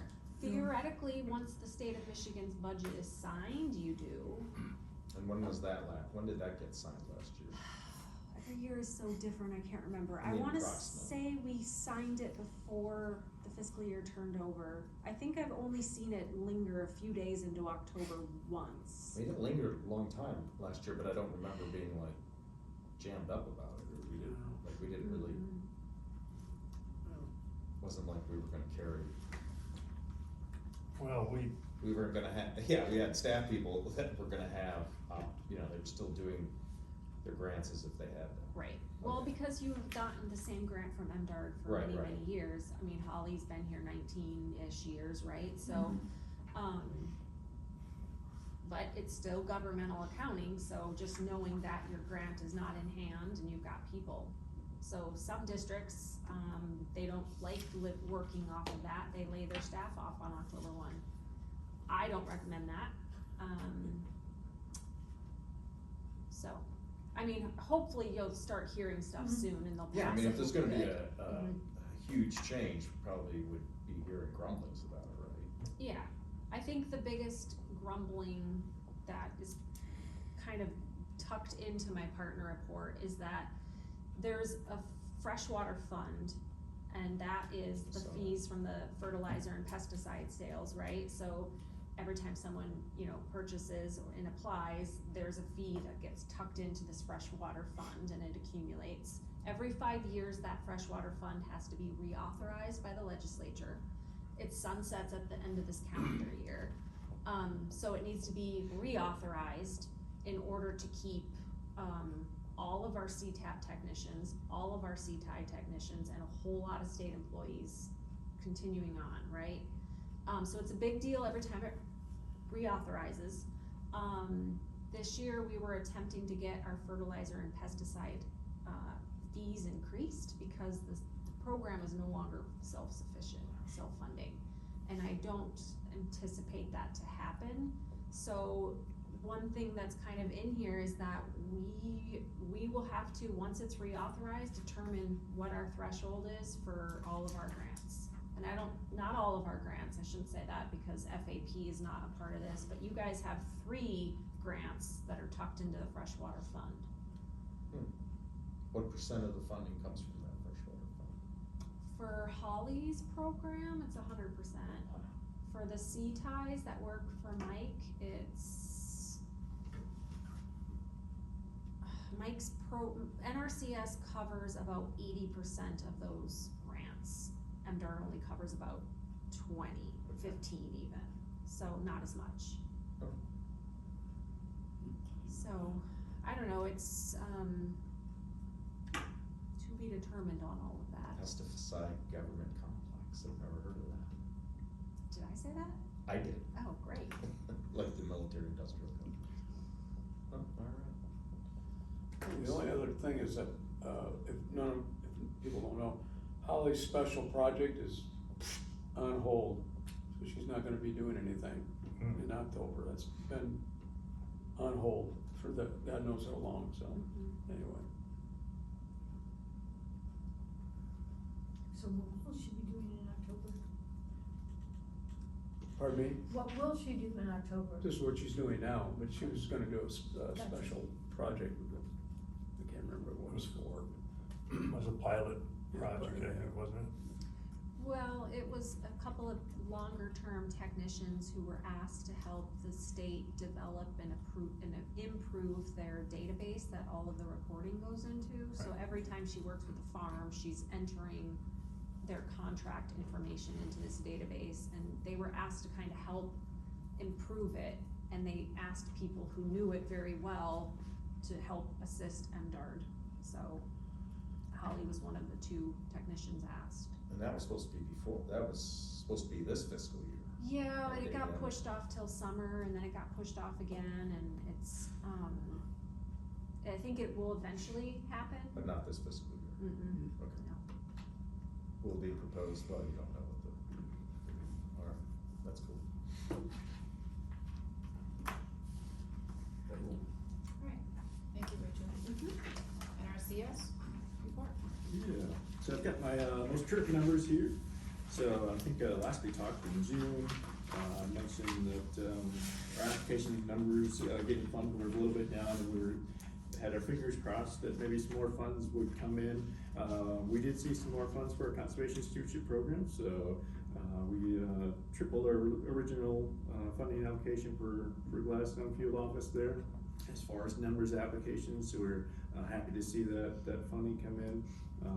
So kind of how things work is we're coming to the end of our fiscal year, and money gets shaken out. Some states didn't spend all their money, so it goes to headquarters. Michigan held their hand out asking for more money, and we were able to get some. So that was good to see here in Michigan. So kind of what we're up to as a field office right now. A lot of end of year tasks, so a lot of paperwork this time of year. Of course, still going strong with field visits, while the weather's still nice. So we're coming to the end of the summer, and we know what comes after that. So we're keeping our boots in the field as much as we can. But other than that, excited to hear that we're hopefully gonna have a district manager on Monday. So that'll be good. I do have a question about how the report is structured. So, like 70 applications were received, and then you detail what they're for. How should I evaluate that? Is that 70 out of our goal of 100 or a goal of 50? Do we have goals for this? Oh, not necessarily. Okay. So, So this is just sort of factual information, no goal, no measurement, just putting it out there. Yep. So, same thing with renewal funding? yeah, so they're the CSP program, so that's a 5-year program, and after the 5 years, that contract participant has the option to renew that, and the renewal funds come out the top of the funding for the CSP. So Since, the very first renewals for that program, which would have been 2015, something like that, every office I've worked in, those renewals have always been funded, so. And so is this the funding that we wanted, is it comparable to last year, is it higher or lower? Higher, yeah, so as far as the renewals, so those were funded, in the first quarter of the year, so October 1st to December 30th.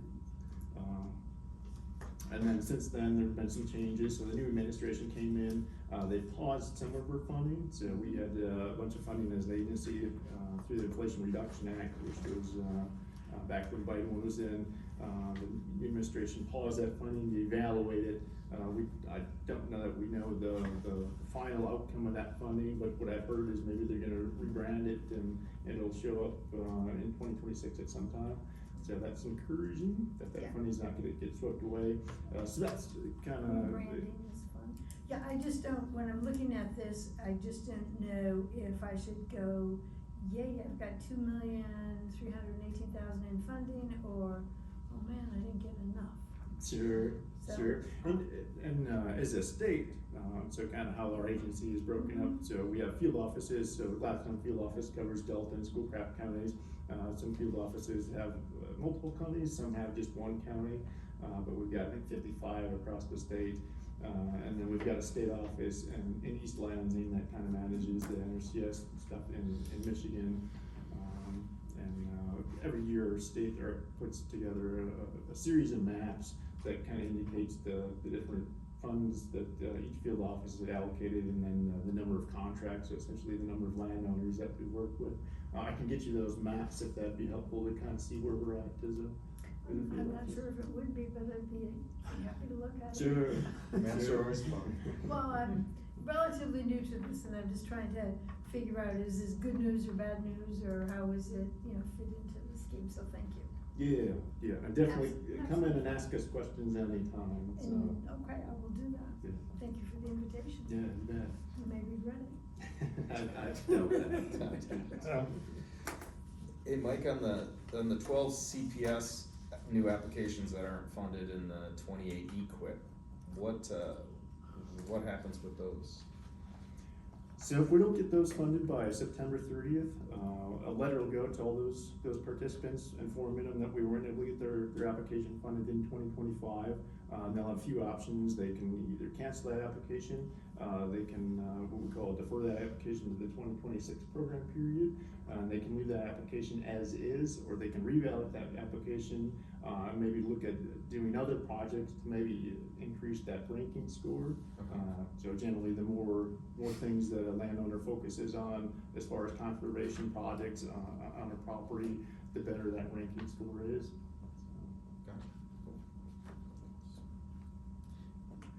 Any other questions? Thank you. All right, staff reports, in the board packet, there is the reports from, we have Haley's should be the first one, followed by Ben, and Holly.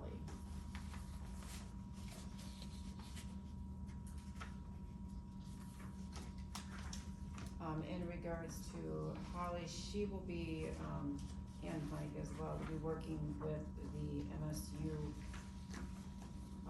field day event that is coming in September. So Mike and Holly will be out there for a half day.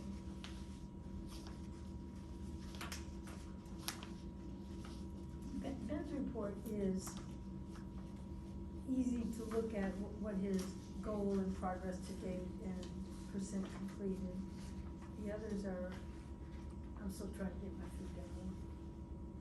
I like seeing 110% of my sites that I said it was my goal visited.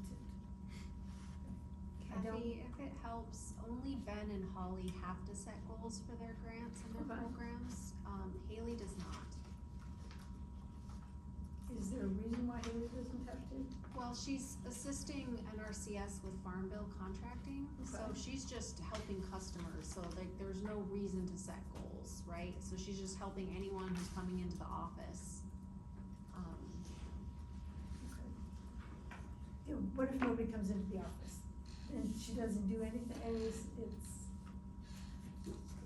She does lots. you don't I'd do probably any lose, outreach? I'd probably lose my CTI employees, so the CTI Yeah. CTI program, was, implemented to help offices that had, high workload. So, I think Gladstone was identified as one of Got it. those offices with high workload, so that's why we've had a CTI for Long time.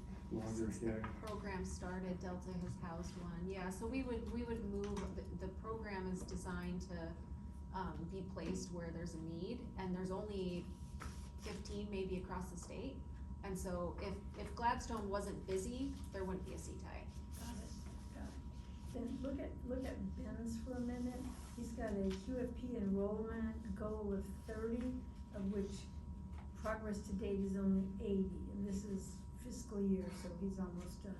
Should I say, well, I overshot my goal, or is there any explanation as to why that goal, accomplishment of progress to date is so low?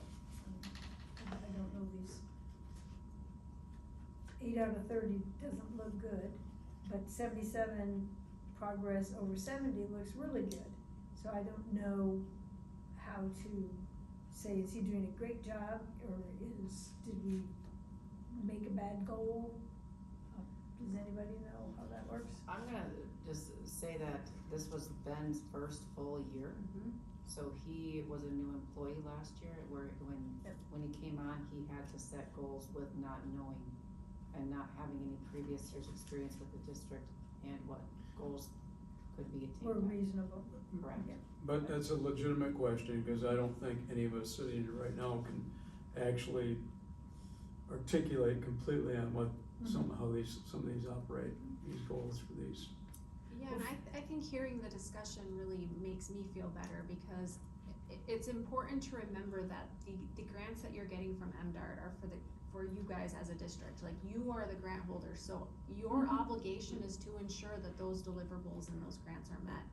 So as much as you give your employees the autonomy to run their program, it is important for you as a board to, once a quarter or so, check in and see, where is your technician at?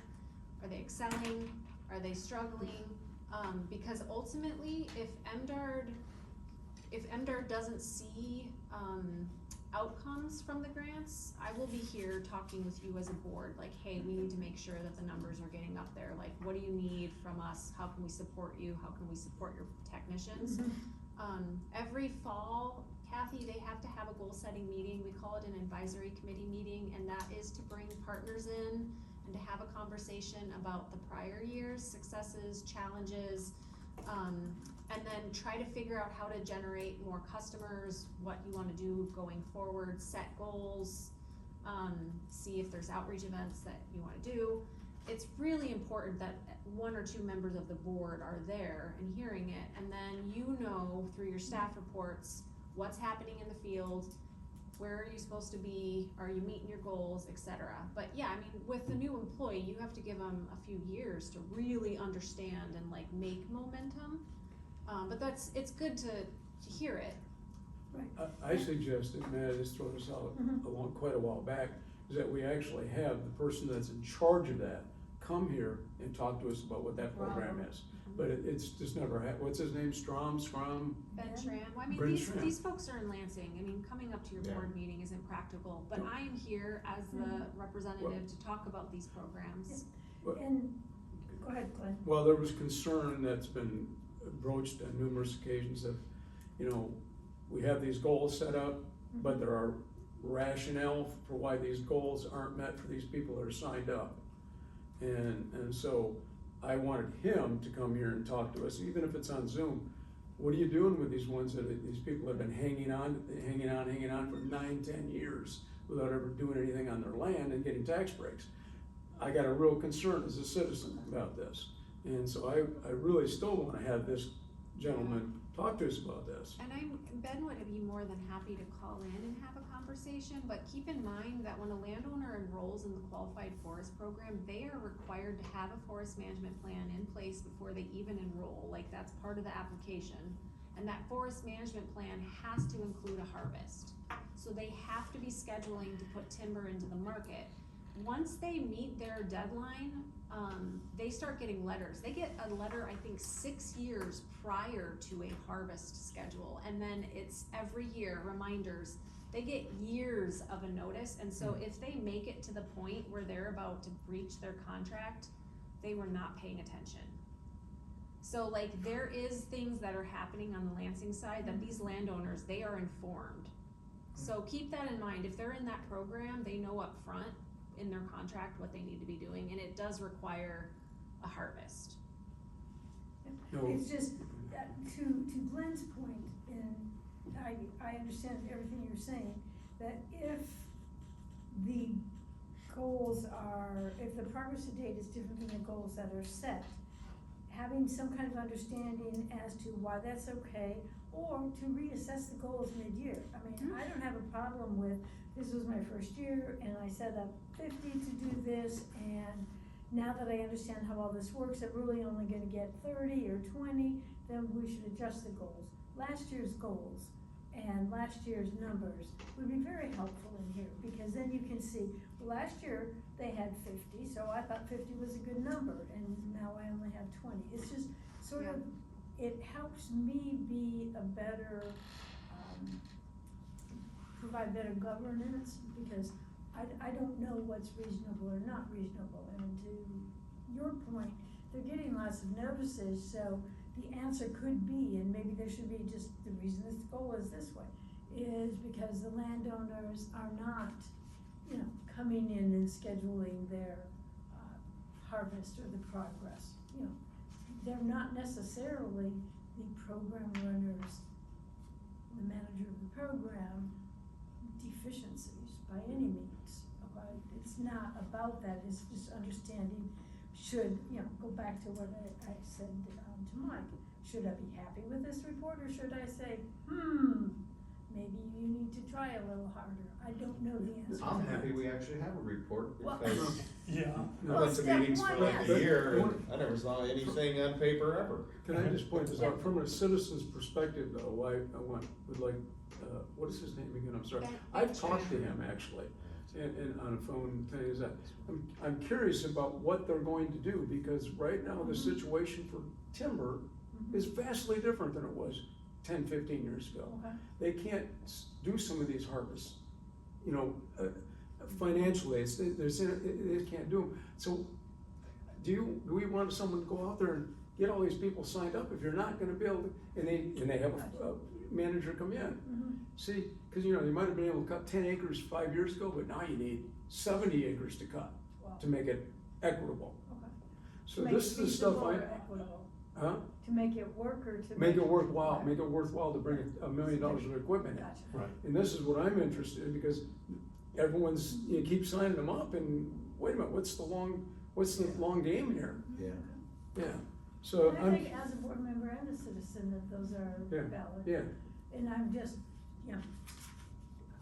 I have one shot at getting some of this stuff Sure. and understanding it, so I'm taking it, and that's. You're asking the right You're doing question. great. and we're trying to learn too, by the way. Yeah. I mean, the And so- first year we were on the board, we passed a resolution, we we got talked into taking a resolution down to MACD, not to harvest, to ask for more extensions, Yeah. and, Yeah, I mean, I don't Yeah. even know what we agreed to. And everyone else just was like, that's not gonna happen, cause it's statute, right? I know, So, here we are. here we are. With realistic goals, meeting realistic goals, I think that's There you go. probably reflects more That's a, than that's a anything. good point. We're probably getting good forestry out there. Yes, and so it isn't always just about what's on a piece of paper or what I No. set for a goal. It's doing the right work for the right reasons, but the only measurement I have, since I don't even know how to run a backhoe, I might know what one looks like, is to look at reports that are. Right. starting. And there's a big push like numbers. Yeah, we need This- those measurements too, though, actually. Right. And I do know what a backhoe looks like. Okay, we're gonna get you out of it. All right, anything else to touch on for the staff report? Backhoe now? Is that Springdale? No. Commissioner liaison report, there is no one available here. Moving on to unfinished business. District audit updates.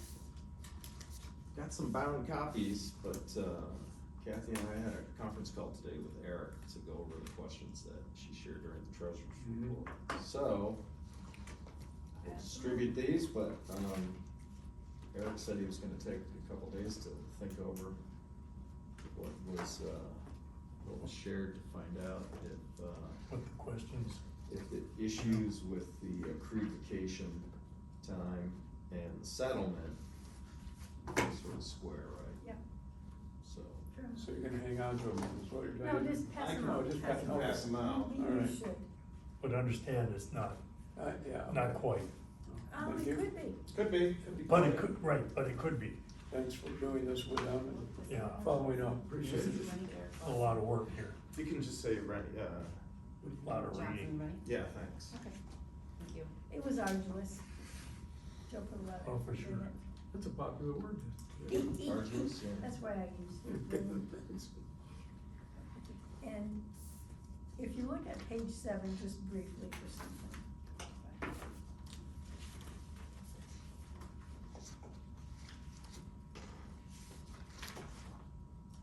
And if anybody over there would like to look at a copy, they can come look over here at this one. And there is one in the office too, both of us.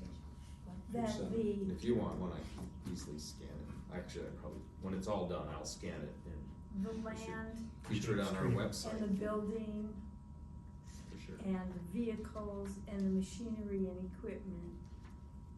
Each little dark number on the asset utilization review Mhm. will agree to each one To of those. these items. So your total assets on the books at year end were $404,501.91. That agrees here. What The page are you on? I'm so sorry. 7, Oh, okay, that was it, got it. I got it. okay, but I'm showing you off this report, okay? The 219, the 10,375, the 59,609, the 115,467, comes down to the total of 404,501, and that's what is in your financials. So this is the cost that is in your financial statements. Okay? 131,000 is accumulated depreciation, and that is also the next line in your financial statement. Okay. This is the amount that each asset is depreciated. When you take the original cost minus accumulated depreciation, you get what is called net book value, and that is the 272,585. And that's what's in your financial statements. Okay? So using the 2012 Springdale, it was put on the books at 8,900, Yes, or whatever that number is. and then its accumulated depreciation is 7,900? Yes, Makes and sense. your net book value is It's worth- just under It's 1,000. worth diddly. No, that doesn't mean that's. what I know, it's- but I'm just saying book. No, value. that's just- I got a It's 65. just, My neighbor has a Nothing to do 65 with Mustang market that's value. worth nothing This as is well. called historical cost, Right. because Yeah, that's I- the way I the county understand does that. things. I just wanted to say. You must be in the market for I a did- camper. No. No, okay. No, you know me, I just wanna get it out. you get a bigger truck, you can pull that thing. Yeah, right. Thank you. That's all. You don't like that, is Anything else on the No. audit? No, thanks. And he'll get Thanks. back with us in a couple days? Thanks for We We dealing with we left it open with him. Thanks for dealing with us. Before the, probably have it updated at the next meeting, it'll be the last one for the audit. Much appreciated. Is that what, Yeah, I would be my, just keep it on one more time. Yeah. Are we talking about next month's meeting or the, Yeah. this, Next board meeting. what's the next meeting, the annual meeting? Yeah. No business, right? Okay, that's what I'm asking. So it'll be September, yeah, September meeting. B, Holly Moss DLA. So I went out today, out to the Google Drive. Kathy, you have access to it, correct? I You- do. You were able to get in, okay. Everybody should have access. I think Glenn was Can't get in. struggling getting in, but I think. I can come over and have you get in because you really do have to use that password and, But then a code is sent to the district phone, correct? yes, it's the district phone number that you have to use to be able to get into setting up that You just have account. to know the phone number. So. But you should, once you're in one time, you Yeah. you But should to be get in there. Okay, so the phone is what I need to do, cause it went, error several times, so. Yeah, you need to have verification, you need to use that. I literally had to set up And I would've come earlier, I just haven't had time to even. I haven't think about done it most of either. this Stuff. Right, so I Well, went there, we've it's- been so busy with the interviews and all that wonderful stuff that I haven't had time to look in there. Is there a specific folder that all of these are under, or is it just the DLA folder that has everything from? DLA folder has everything. Okay, Right. And it's not fun to look at, nor is anything on that drive fun to look at. Because it's There's just a lot of information. a lot of information. you're trying to sort through information that's pertinent to Holly's situation. So there's, I don't know a way to drill down in that, but hoping to look at that closer, and so I think we should just keep this on and append it to the table it. Okay, and I did get fiscal year 24 and 25, so I can upload those, and I got additional records from Holly today, so. I'll update. Is it too much for somebody to write an overview? I mean, I know it's burdensome to write an overview of what the ask is, what the point counterpoints are, or something, because it's a little bit, It's crazy to read. It is, trying to piece it It- together. I'm not really sure what the ask is either. Yeah. Yeah, and that's part of the problem. it's, How can you ask when it's so scattered? but what is the ask? As I understood the DLA, it's to pay you on departure for the amount of vacation that you have accumulated. And that at some point in time, funds were put into a bucket that were designated to people that this is to pay for accrued vacation. And that's the way the policy read, that's the way some litigation was, and I understand that there's other viewpoints on that, and that the amount of money that was frozen at a point in time is just deemed to be, an individual is deemed to be entitled to that sum of money, regardless of how much vacation was accrued. And at one point, I thought that the request was to be paid today for that money as opposed to upon departure. And I don't understand, truly what the issue is here. I don't know what Holly's point of view is out of Holly's mouth. I don't understand what has been promised, not promised, what is in writing in terms of the policy. And I have read the EBA and the DLA policies, okay? And I have an understanding, which is my understanding of those policies, okay? And they, not worth going into now, but if somebody could But put let that me inject. together. I think we did talk about having Holly explain her side of why she And thinks she deserves it. I don't want it to be a side versus, one side versus Well- another. I want to understand what her ask is, what her expectations are, and why she has expectations, and if anybody on the board feels differently. And I don't know where people are on that, I don't know where I am on it, because I don't feel like I still have the full facts. I know where I from what I've read about the policy, I know what my viewpoint is, okay? And so, at that point, we need to have all of the viewpoints on the table, and then to understand how those viewpoints evolved and what is a reasonable and rational thing. And without the full set, it's very hard to make a decision. But she does have a clear explanation. We sat with her and talked to her. And about that's, it. and I would love to hear it. Well, no, Yeah, agreed. and I think it should be heard together, but it may be beneficial to have something in writing before we hear it, because, you know, that's, does anybody feel any differently? You know, it's up to her to, you know, try to indicate, like, I talked to her today when I went into the office to get those last 2 fiscal years, and her view of how that, you know, fiscal year versus Mhm. calendar year, just was like, wow, that was a whole new perspective. And I now need to go back and look at the records to see, was she managing this on a calendar year? Because our policy has always been fiscal year, right? And that, new information. Oh, it was for me, and I mean, we've been dealing with this for 2 years, so.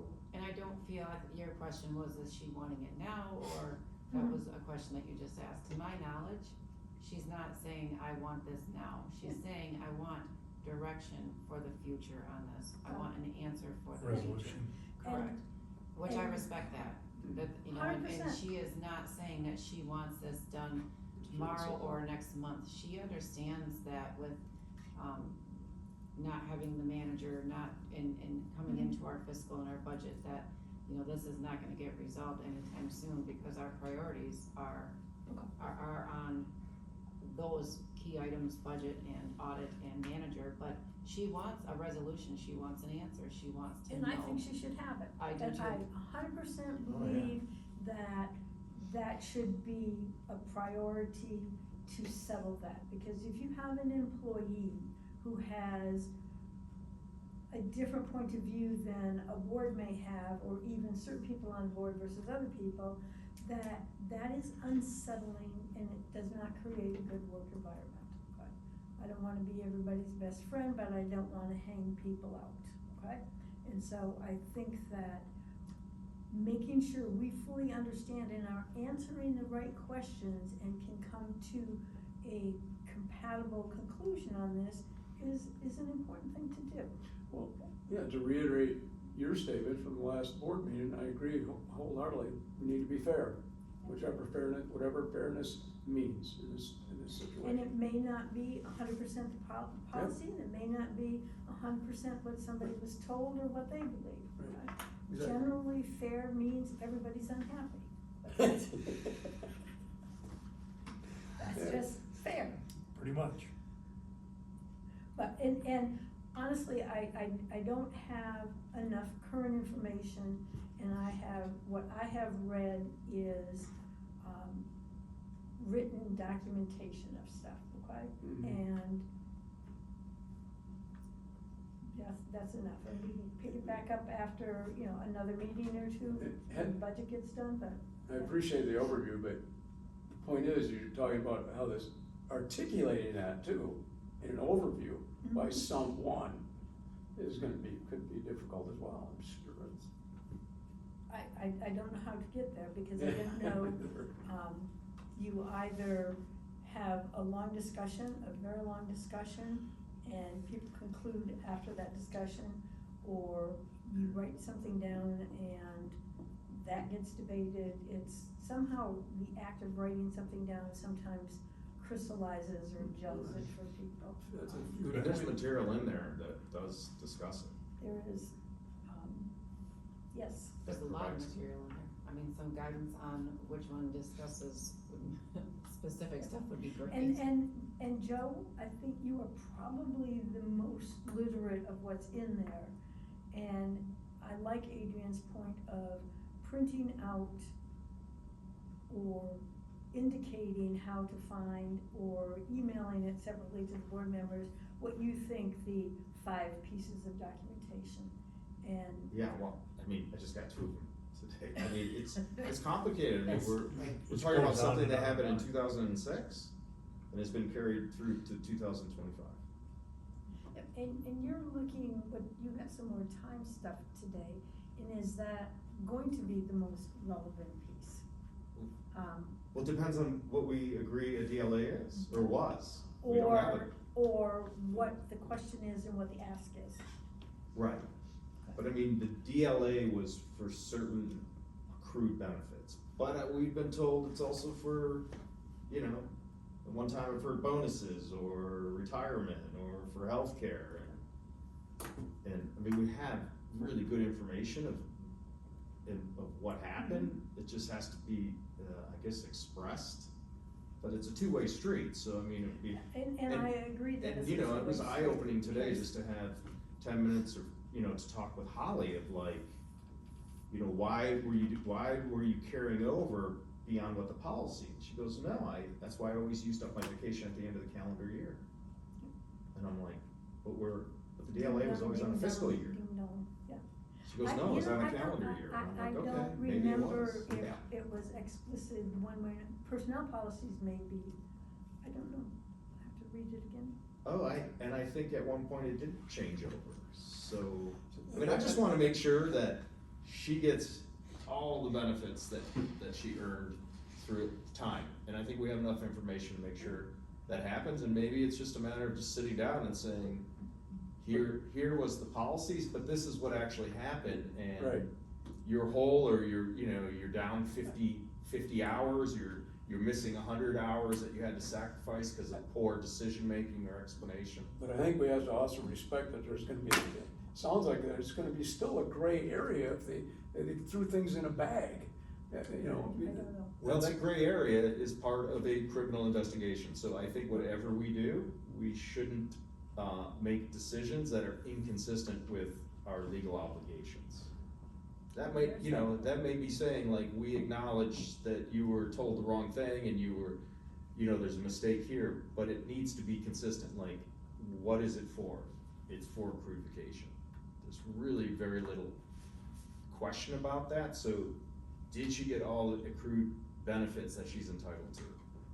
And I mean, if we have to give her another, 400 hours of vacation, I'm good with that. I'd rather do that than call it a retirement account and do something that's inconsistent. I agree with that. So do we wanna, I mean, I have no issues with reaching out to Holly, asking if she wants to come in, to a meeting and discuss, and give her a few months, I As don't- long as it doesn't.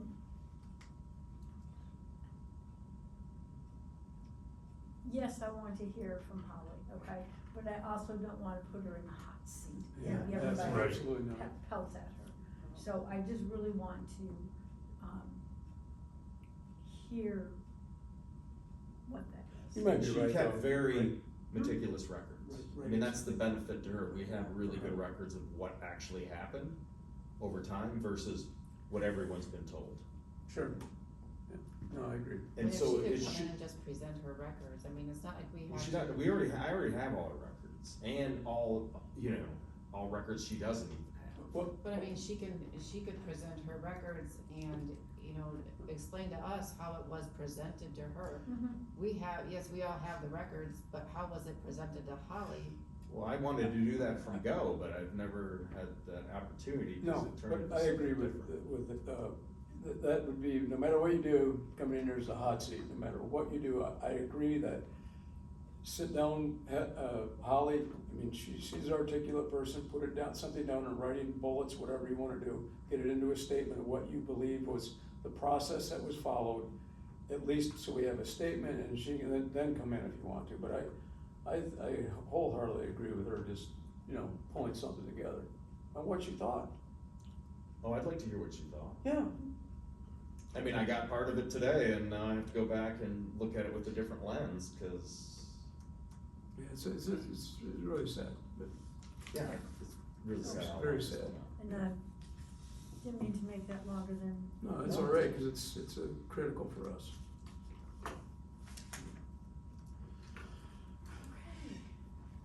Moving right along. Thank you. So we're gonna table this You item? table that Yeah. one, please. fallen on 8, Alright, I can't believe. any more discussion on that? We're all good? Fantastic. Hope not, please. Not until we get some feedback, I think is Yeah. where I am. So the next one is the annual meeting, that is on August 20th. I had, again, Holly and Steve had worked on a bunch of, issues or not issues, but just, planning and whatnot.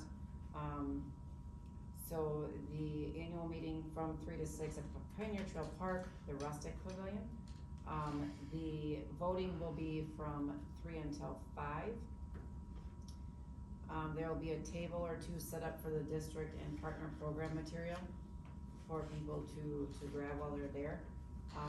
Steve and Holly came up with their snack and refreshment items, and they'll be getting this, together and prepared on Wednesday morning. No apps, as far as the election, I mean, it's gonna be very snack items, she listed them all here, but very just snack items for this event. As far as the election process, no absentee ballots as of August 11th. She was able to print out the 75 voter registration and ballots. For Wednesday, she has a certificate of director election results. District director oath of office will be there. Those forms will all be ready for us. And she will also make sure that she brings the black box with as well. Are they charging us for that thing, or are they I gonna give believe it there to was us? a check that was made payable to the parks for the rustic pavilion.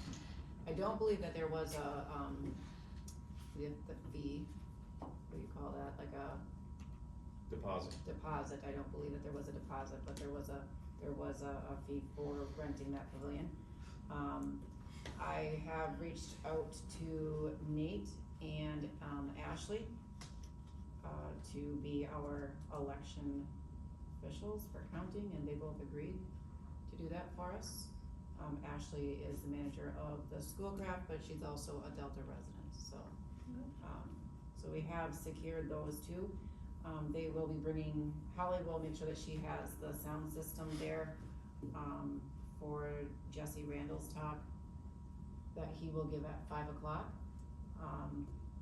She's been posting the annual meeting several times on the Facebook page and will be continued to be posted up until the day of the meeting. Announcements of the annual meeting are on the district website. Posters are throughout the USDA building and district and RCS offices. She was able to send out the invites to the Delta County Board of Commissioners, Senator McBroom, Representative Preston, but Senator is booked to be scheduled in Lansing on that day.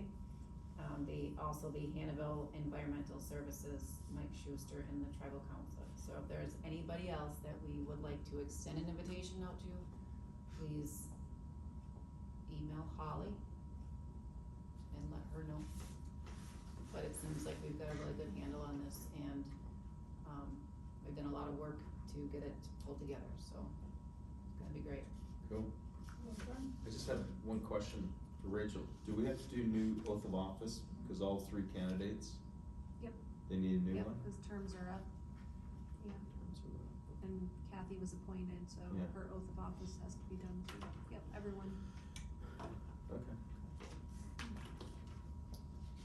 Any questions, concerns? Fantastic. Indeed. All right, payment of bills.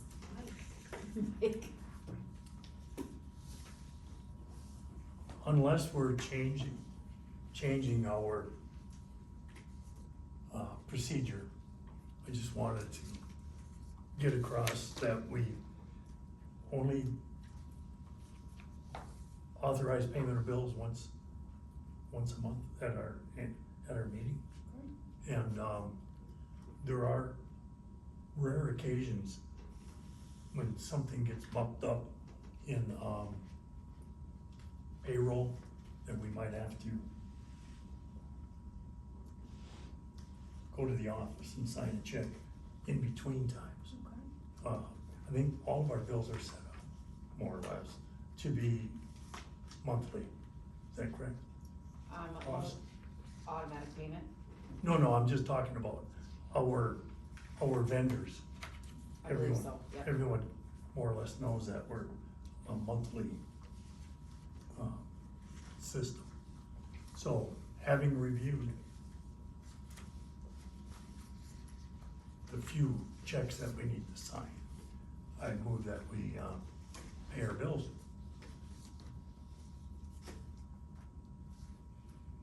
A support?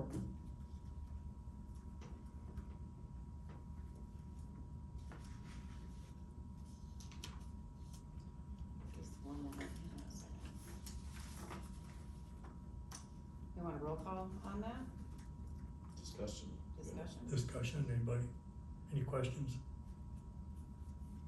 That's really small print. Is it district law that all bills have to be approved, like a $50 bill has to be approved by the board and can't be sent out until the board approves it?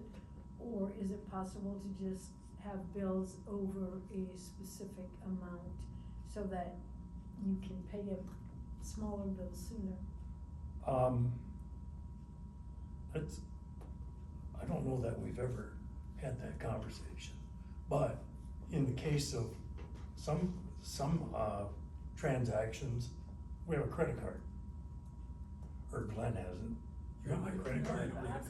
There is two credit cards there, there's one that is set up for, that has a lower limit on it, and it is pretty much set up for travel needs. Right. There is another credit card that is the district's, it is technically, it's the district's, but it's issued to Heather as of right now.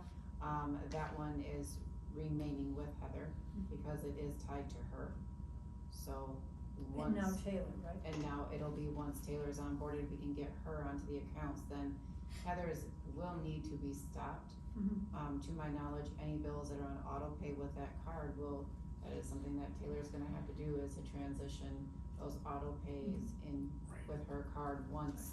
So her card has to be issued and in her possession before we can stop Heather's. because Is there a those limit payments- to what can be put on the district card? No, to my knowledge, no. But the one with the lower limit, for some reason, I think that was before I was here, that one was designated for travel only. And it has a lower limit, but it's just designated, it's not, you could have that limit set on that card for 2,000 or whatever, but it was designated for travel, gas. Right. So if Always a credit thinking. card can go over to Menards and spend $2,000 on lumber, just by example, and maybe, then you never have to sign a check for it, so you're not reviewing it at all. No. Let me stop. We were supposed to, so are we, I'm still a little confused by this. Well, I bill just payment wanna stuff. ask the question to that is, do you get a detail of what went through the credit card? We have. Yes. But I don't see one here. So normally, to my knowledge, it was broken out. I think so, but I'm not sure, and I think Heather did that manually, I believe, it was broken out Look at because you mine. can't have a credit card charge in here from Nicolay. And then also the charges that were on that Nicolay card being expressed in this sheet, because it would actually be double, well, except she has a negative $539.50, correct? which is probably, and then, so it's probably things like maybe the Vista Print, and then Amazon Business. Yeah, generally, when, And Amazon Business, I bet if you start adding those up, they're gonna When- add up to yeah, $539. when And she Heather, could discuss that at the meeting when she was here to, when Heather was, Yeah. attending these meetings, yes.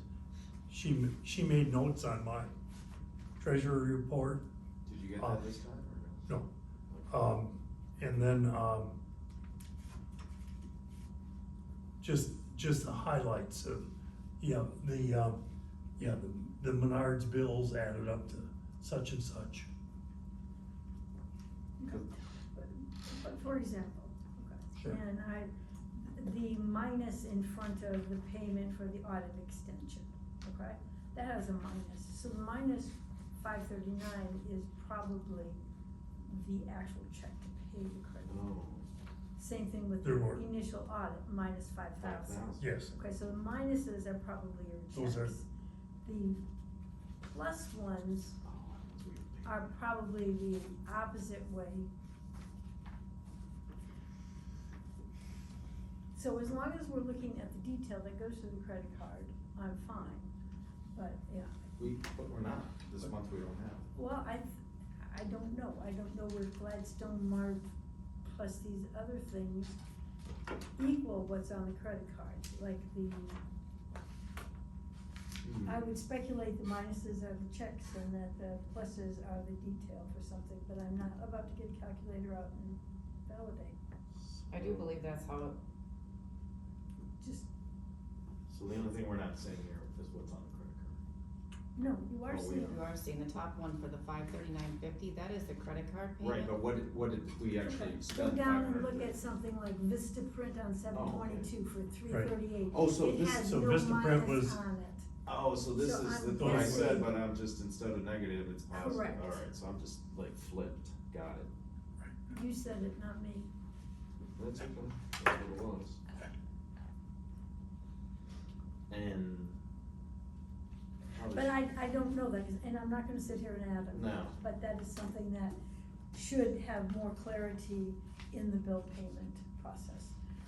But the checks that Is this you're what- paying, Mike, are only See, there's only, what, three in here? the What do you got? 3,000 for the audit. The audit's $3,000, the, Holly Moss, $157.24. That reimbursement for Amazon order, which we don't know what that is. Right. So I do know what that stuff is. That is part of the grant that Holly was awarded, for, is it, I forgot the name of the grant, but Holly was Learn awarded a to Serve smaller Farm. grant. And she is utilizing those grant funds to purchase the items that were in the grant. Yeah. And I'm just saying Yeah. that the reporting that we have here doesn't detail that. It's not, right. Correct. Yeah. And, so and thank you. normally that is something that Heather would be discussing. Okay. Yes. I was aware of that, cause I did question it as well. So maybe take a peek at that credit card. No, I'm not gonna do I'm it. not gonna have it. So what you? Oh, I think that the credit card should be looked at, but if that indeed is the negative amount for the credit card, I'm certain that the combinations, but then Endless Business Solutions. That's monthly, that's a That's monthly. recurring, Okay, so that's a for internet. recurring, yeah. and so you don't get That's checks our for contract. that. Nope, we know Okay. about that one. And Spectrum's gotta be recurring. then. Yeah. What's Nicolay Banks, CC Spug Pay? That's the credit card Credit payment. card, So that's the credit card payment, and when I started adding these up, I'm really close to that $539.50 amount. I'm not done yet, but I'm close. You go ahead. I'm keep doing it. holding my hands so I don't do it. It's just a bad habit, isn't it? Mm-hmm. But again, normally, when the manager is here, she does go through those. Right. And that's fine. I just wanted to, Alright. I think we sometime, just, I got a situation, if you gave me $3,000, I don't know where I'm sitting right now, I'm buying some more stuff to get for this project, we could probably get to the point of having project numbers and things. We might have 5 or 6 of these things going on. you have more money from what I understand. Pardon me? You have only spent about half of it. Yeah, Right. I need to find out. Yeah. And how much beer we got? Was there a line item in the report that I don't know. showed what it Was there? was? Okay. No, I'm It's- over. Streamline this. Alright. If you're curious about if you are over Yeah. or not, I believe that there I was a line think you're right. item. Okay. But it's a funny name.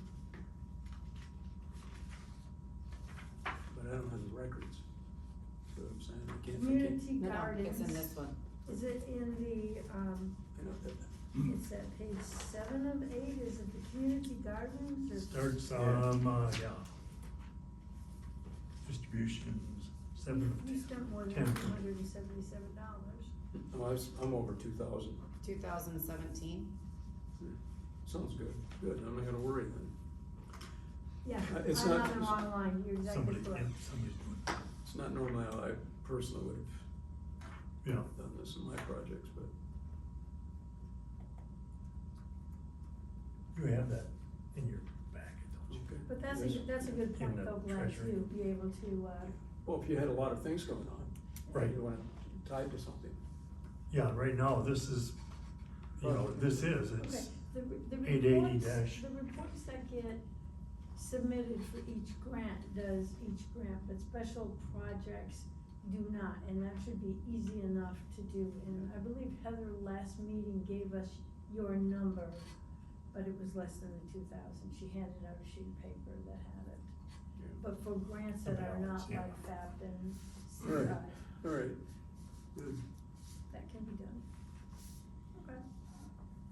Payment of bills. Well, that was discussion. We vote? Are we good, or do you want me to keep adding on this? Cause I've lost it 3 times so far, but looking at Close other. enough. Yeah, Mike, you'll look at the credit card bill. yes, sir.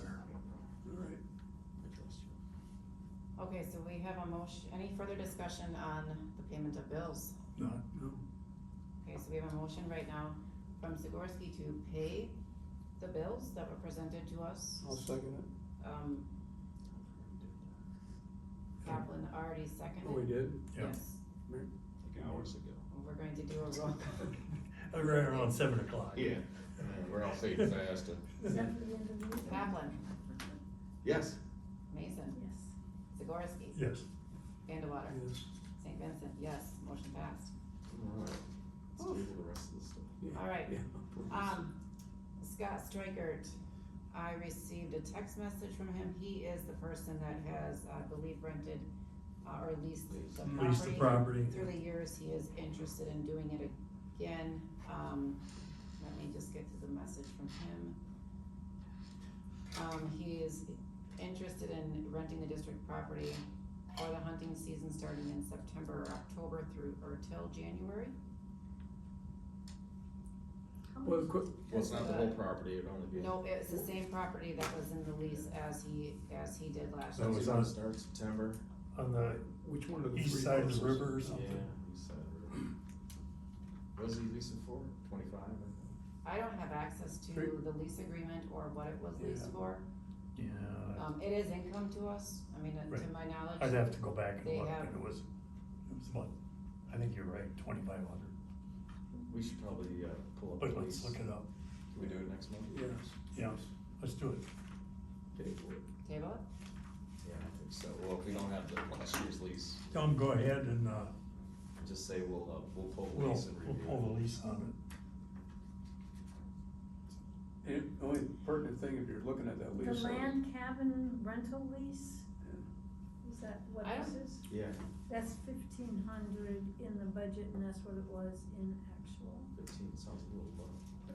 Pertinent to the lease, I'd like you to Then I look at don't it, is that have- our accessibility to that, because we're gonna be out there on that land. Well, we're not, Huh? well, yeah, I guess, No.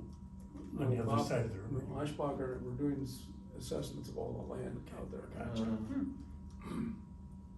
Why don't we, when did he send you this? This was sent to me last week. Okay. I think we're at the table until we pull up all the pertinent stuff. yeah, Second that motion. Because I don't have anything in Yeah, actual. it wasn't numbers really for much, it. we just Right. tabled.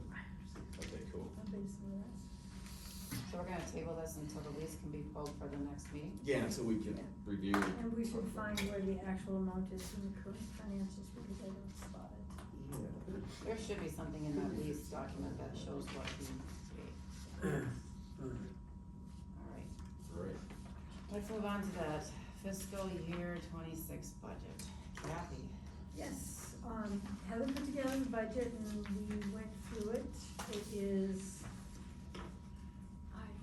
we don't have page numbers, so it's the fiscal year general appropriations budget, big numbers in sort of an Excel, yep, back up one more page. Yep, there it is. So the state grants are very much, she took them from a piece of paper that she had, and those were the same grant numbers. The community project, and this is a question on my behalf, there was 21,000 that is budgeted. We had 24,000 last year, and Glenn's project was taking 3,000 of this money, and it's kind of like in your fund balance, so I don't know if for budgeting you run it through revenue like that again. It's a very unusual thing for me, because the 24,000 has already been received and budgeted in 2025. And it may have been a carry forward from a previous year. Yes, Yeah, so many years. I don't know if each year when you don't spend something, you run it back through as a revenue item. But for example, your actual numbers don't have that as revenue, because you already received the money, so budget-wise, I don't know what the protocols are for that. So I know in 2025, you had revenue of $24,000 included in the 2025 budget. Yeah, it's a In- weird one, it's almost like, it's treated like restricted funds, but it's But not in restricted. actual numbers, there is no revenue coming in because the money is already here, it's like a fund Right. balance. Yeah. And Heather is I'm not throwing her under the bus, I just don't know how this is, if this is the way it's supposed to be done. So Heather and I have put it in the 21,000, but from my perspective, it's unusual to sort of recycle fund balances into revenue. Because this was Yeah. treated, this has been treated like a restricted fund. It was supposed to be Gladstone Marsh And that's project, fine. right? And it's But we've just- never made a decision on what to do with it.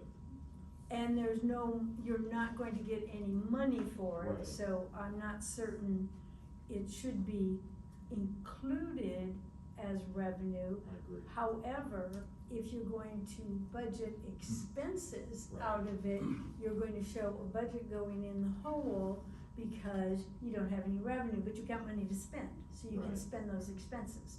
So I don't know, it's Yeah. a unique situation. That's In one- a corporate world, that would never be revenue. And the expenses, you would have retained earnings or restricted funds that you would use to buy that, okay? And you may, We're a unique form of No, government. no. We can do this, we So, can do better on this. that is, We I can know, I would, yeah, we we can. I would We ask should have. I would ask for guidance on Yeah, that. I think we'll- Because if the way to handle that is because you have this restricted money that you're going to release to pay expenses, then what I would prefer to see is how much of that 21,000 is going to become expenses in 2026 fiscal year, and Sure. only release that much money and then do the expenses. If you think it's going to be the full 21,000, that's fine. Well, that's gonna be hard, no. Well, that's what budgeting's all about. No, I understand, but hard to predict that, cause we, It's hard to predict the expenses. Well, plus we don't have a policy for how that money's gonna be spent. Right. And Well, do that's- we need a board decision on, as to how that money's going to For be sure. spent? yeah, probably. Yeah. Okay, then put it for carry forward business. That's a real, Okay, No, so, I mean, it's an opportunity to do like, Oh, just yeah, community more- projects. more of Yeah. them. More Precisely. of We them. have, we don't have any policy or guidance, we just did this, the one that Glenn spearheaded. And, yeah, we had talked about having some sort of policy, cause all, Right, and we never got to that. we're all, you know, I mean, we're involved in community projects outside the conservation district, but conservation district related, so. okay. And then as I understand, from discussions, that the CTAP grant, you could only spend money historically, the way that the grant was awarded, and the grant was very precise in awarding between the CTAP revenue, the CTAP cost share, the CTAP training, and one other piece of CTAP program administration maybe. And that this year, you received the total sum of the grant and the flexibility to put it in the categories that the district saw fit. So historically, if you will, Holly's salary was not covered by the CTAP grant because it had a precise amount that was less than what Holly's salary was in terms of budgeting purposes. So other, funds had to be used to support her salary, cause you couldn't send in any more. But if we got this right, Rachel, then we can reallocate the income to be as the district saw fit, and the allocations that were done were to make sure that the salary was being covered for Holly, and that the cost share therefore was a little bit less, and historically, I feel like I'm, secondhand information here, but the cost share has not always been spent, so that was reduced, and some of the training has not always been spent, so that was reduced in order to bring the salary, up to date.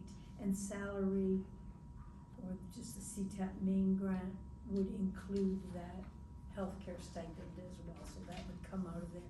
So there could be toggling between the two of those amounts. If that is the correct understanding, then I'm fine with how the numbers are in here, if the rest of the board who knows the programs well are fine with that. Because now Holly's salary can be fully reimbursed from the grant, because the money is there in that right, it's in the right bucket. That's been my understanding. Okay. all the time. What's been your understanding? That her salary was utilized from the grant and any administration. It No. wasn't used. Not historically, because the grant was lower than her salary, Right. and you couldn't spend out of the buckets that it was granted in. So you had, a $3,000 cost share, for example, let's just say it was something easy. And if you didn't spend $3,000 in cost share, you couldn't use it for anything else, you just lost that money. It went off into the future. Or she spend it on equipment that she might use in the future Well, or something, right? But it had to be spent. Right. And if it was not spent, and it was not spent, So it caused a salary deficit for her Correct. program, and which was, well, I mean, we don't have to talk about it now. It doesn't- it was doesn't- pulled it's- from other sources. it's changed, the grant in 2026, okay, let's start over, Glenn, because I don't wanna lose you, it's important. The way the grant was awarded in the past, okay, is you had X amount for salary, Mhm. X amount for cost share, X amount for training, and an X amount for stipend, for health stipend. And there's probably another category, but let's just stay with those. You could not, if you did not use all your money allocated for training, then you didn't get to keep that money. You couldn't say, oh, but that's still CTAP and I wanna spend it on salary. You couldn't use it. If the salary that you awarded was higher than what that grant said, you had to go get the rest of that salary money out of a different bucket. It couldn't come from CTAP, because you didn't have money for her salary. And it didn't in come from CTAP. admin? No, No.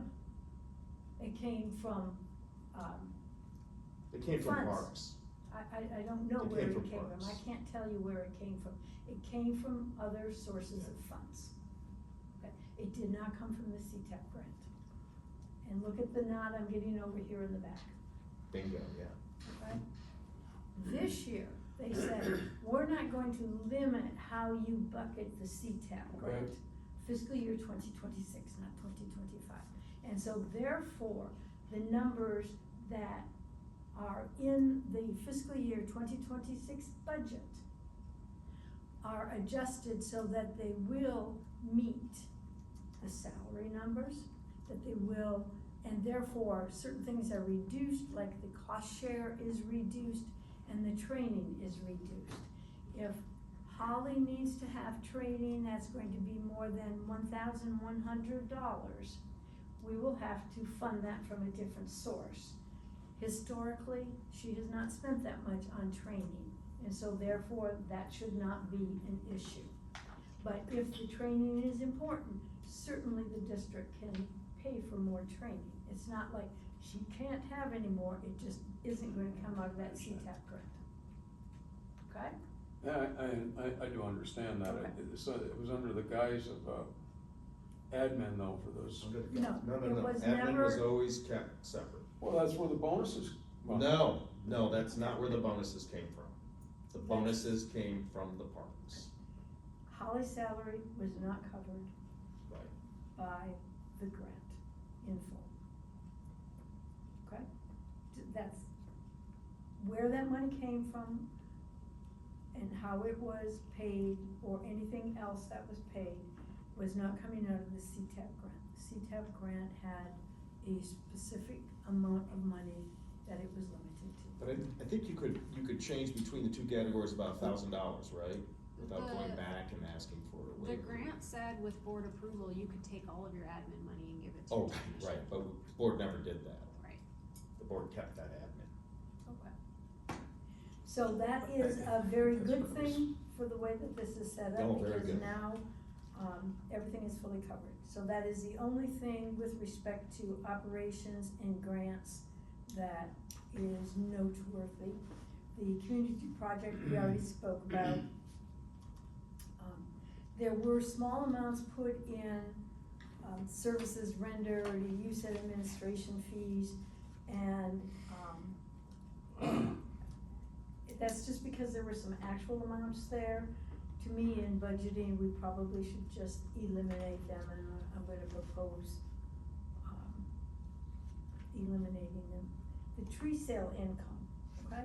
The tree sale income was an estimate this year for the tree sales, and then there was an amount very close to what the actual native plant income was projected for next year. So the tree sale income, I understand, is going to raise its prices a little bit. So instead of 76,000 that it got this year, that 85,000. And that is something that you all here will know better than me, whether that is a reasonable amount or not. And the native plant income was projected. Until I get numbers back for tree sale, it's a guess, cause we're lowering the volume too. Yes, but you're upping the cost, so if you are not comfortable with 85,000, then you can lower it. My understanding is tree sales were higher in previous years, not 2025, but higher, like, up to 90,000 in 2024. So you are going to have to,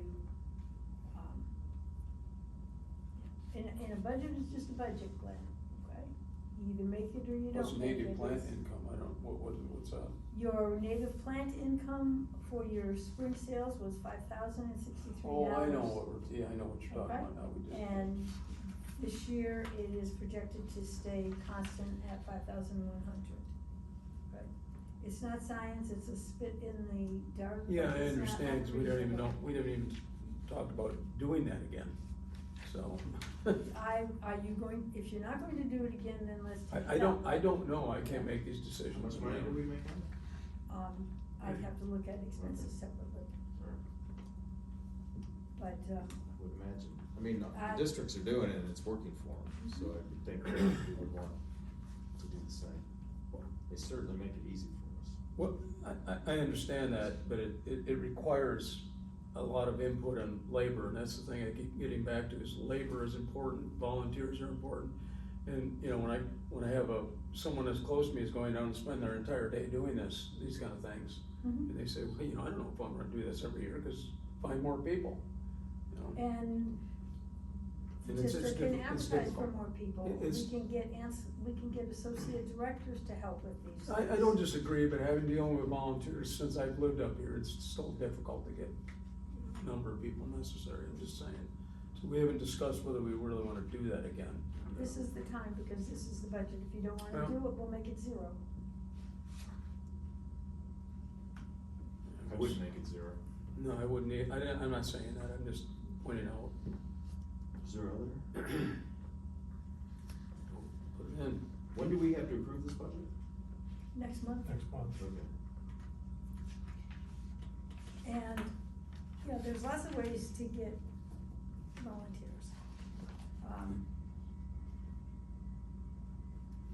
Okay. Tree sales. The bank interest was held very much to our actual this year.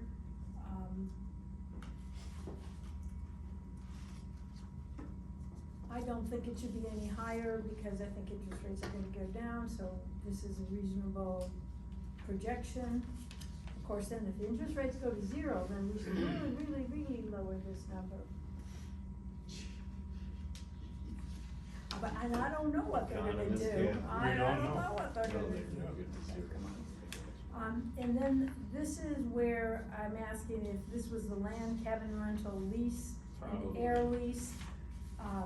I don't have any actual numbers in the. Air lease is out on the garden for I- property. That's well, I can something tell else. you. No idea. Oh, I do. Yeah, Okay. So it comes from Heritage Sustainable, Wind, just for leasing our airspace. They were basically very close to what you budgeted last year, except I don't see any actuals in the land cabin rental. Okay, land cabin rental would be Stryker. That's what I think. right.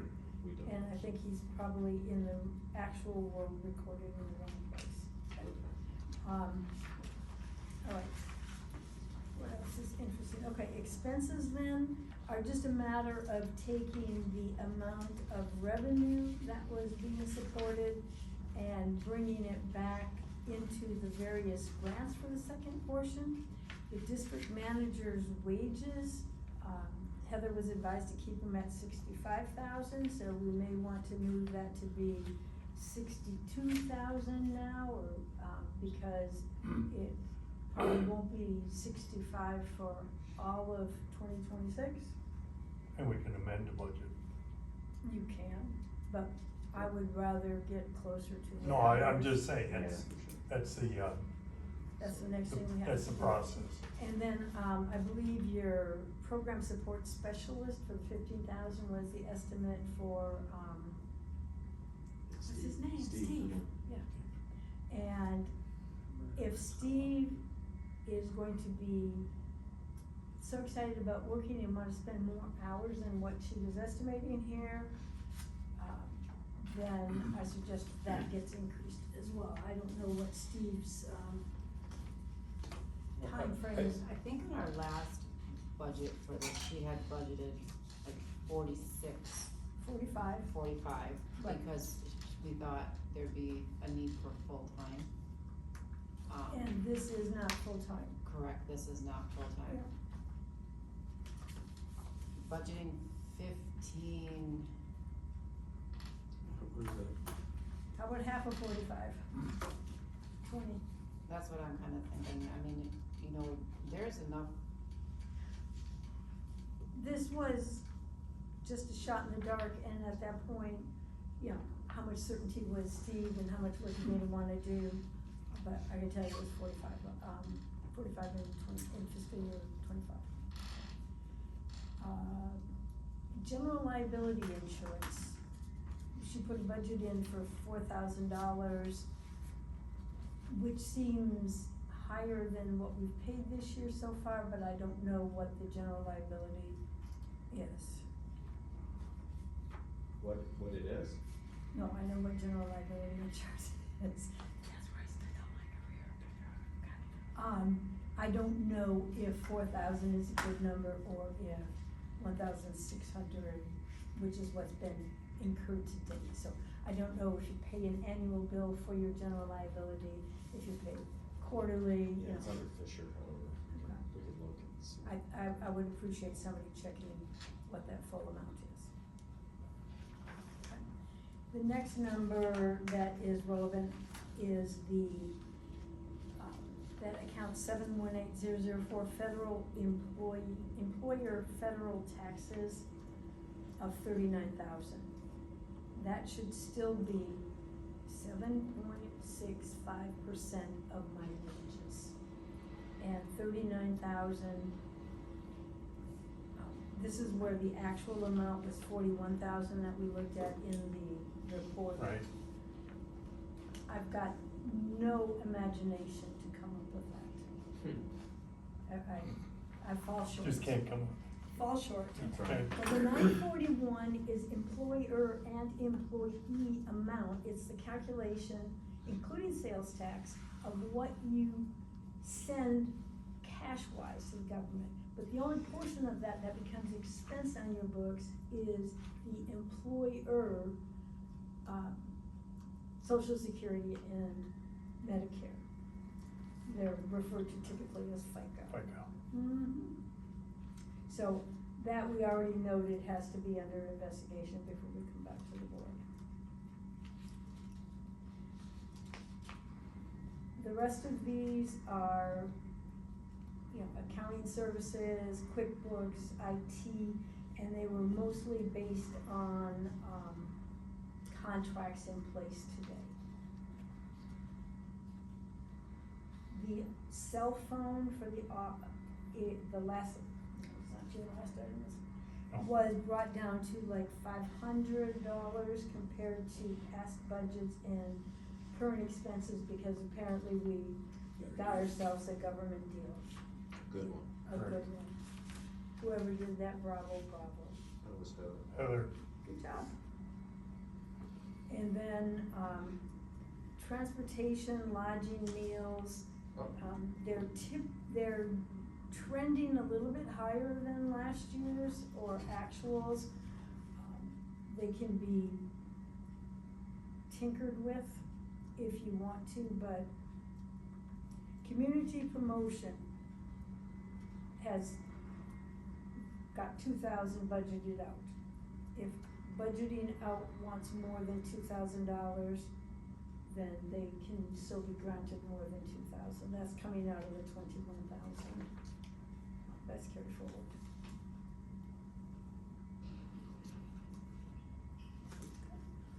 So if anybody has any input at all that, you know, they want to talk about a number, I can do my very best with it and or call in other people. Is that it? Tree sale supplies, they're higher than last year because the, cost is expected to go up. Well, I think we're out, we just had an inventory done yesterday, so I think we're out of stock, Yeah. so we have to get some stuff. mm-hmm, Yeah, 53,000 down there. I somewhere missed, sales tax on trees.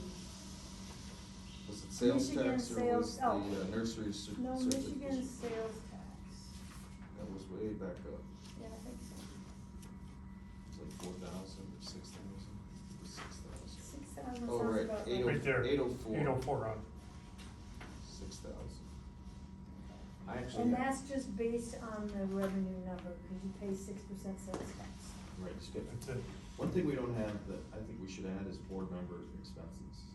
The conservation district law, we're entitled to those. Okay, We don't do them. I think, I don't have a problem with spiking it out, but I think in your,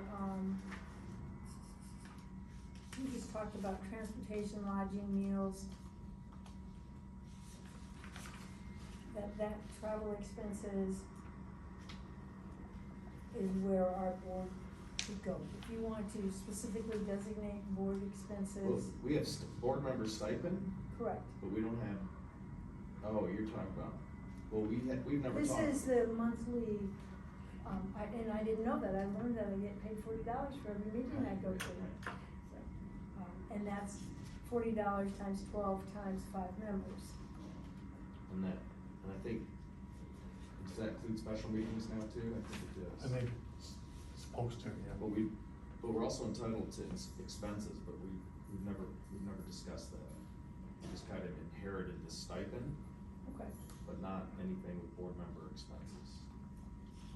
I think if you want to have board member expenses, you can do that. I think that the, expenses that a board member wants to submit, if that's what we're allowed to do, can go in the transportation, lodging, meals, that kind of thing. Oh, What other kind of expenses would you anticipate? for me, it's mileage and office supplies.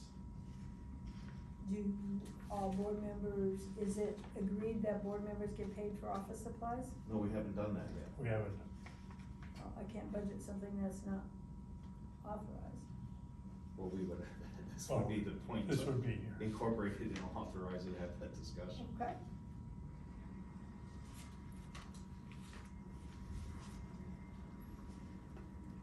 And again, in office supplies, I would be inclined to put them in office supplies rather than specking out board Yeah. office supplies. In fact, if you needed a pack of paper, I'd walk up into office and grab a pack of paper. Yeah, it's also like printer stuff, so, Right, Printer ink. printer ink, Nasty. right. but it's mostly mileage, I would say mileage. And mileage from your house to the board meeting, or your house to locations, like you're To going the out to Cornell, office, to, to the well, office? yeah, and then also to the storage unit for those records. I mean, it's not a lot, but I just don't, But there's a lot of if it. we're entitled to it, I don't see why. Right. The budget we have, yeah, I think We we're can add more money in there. $480 a year, and I mean, it's written into district law that we Okay. should cover our expenses. So are you wanting a separate line item for Yeah, that, or just? this So I'm trying to I figure that out. think so, and so then we would have policy related to what expenses would be eligible for that.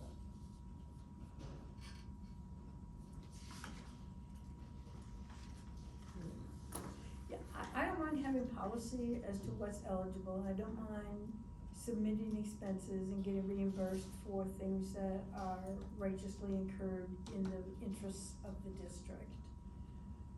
I'm not sure I wanna see a separate line item for it. You don't, I don't think it's necessary once you have it approved and you hand in an expense report and Okay. it gets paid, it can I get guess so. categorized into the expenses. into I transportation also- or. Yeah, I also Right. don't really have a issue if we wanna put in board expenses.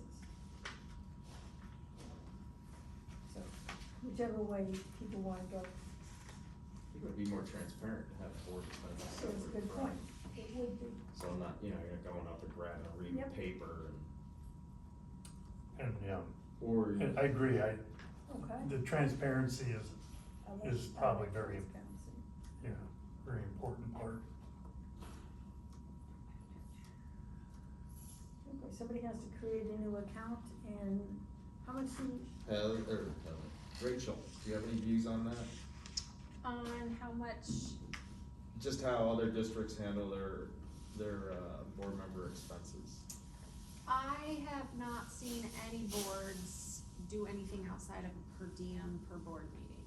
That's it? And like putting training into the budget, like to go to MACD conference or something like that, but like office supplies and stuff is foreign to me. Or mileage? Gogebic gives mileage, but then they don't give a per diem, cause it's kinda tucked into a per diem for most boards, but like they'll actually do it based on the miles, cause they have such a long county, Right. so I don't have any good examples up here.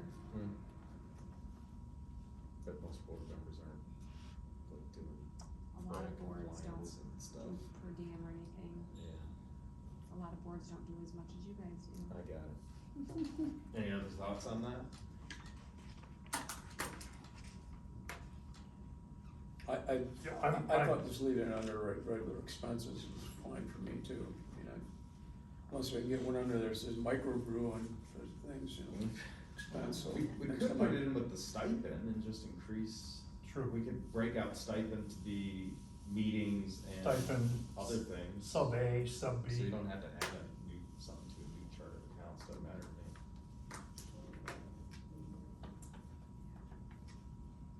change the heading from stipend to, member. Yeah, I've worked on boards that give you mileage to go to a board meeting Yeah, or to do board No, when I, business. right. when I file my I've never taxes, submitted it. my So taxes, they're by in 2 years, but. See. No, I it's- never it's- did to that board. You never what? They give us a sheet at the end. Oh, for right, right. things, and I never, but they didn't have a separate budget item for it. Okay. They had just board, maybe board meetings, but that's what Stipend. stipend is. But it seems like, I agree that, you know, getting ink for your thing, it seems just under a supplies. Or like, go up to the office and, I had to drive up to the office and drive here, drive home, But- and but then if- drive to but the if you- storage unit. But, yeah, So I but if don't you have the drove records the at my office from your house. place to get a thing of paper. No, I went there to No, get no, these I'm saying, records you that understand, my someone point else- is that if you did that and you're charging that mileage off, it's like, Oh, I would never go to the No, I- office, yeah, I get it, I Yeah. get what you're saying. Yeah. yeah, I mean, that's, And- If we're going to reimburse, so there is something to be said for transparency, that these are the board people. And what the at purpose some point. was and all that stuff. So we could take away the stipend and just submit expenses. Would that include attending board meetings? But that would be an expense. Yeah, I think the reason for the stipend and setting it at $40 was, well, first of all, when he first put it in, only 2 board members wanted, but then I think others jumped That's on how- board yeah. too. So are we That's- taking it? I think yes, we you have. are now. Oh, We take it, we haven't. I've never had a stipend, I was, So anyhow, it was to keep it under $480, you obviously didn't have to do a 1099, under 600. right, or 600. but now I do a 1099 to my other board, and when I file my You pay for taxes, another board? but sometimes, when I file my taxes, I have a mileage Right. line in there.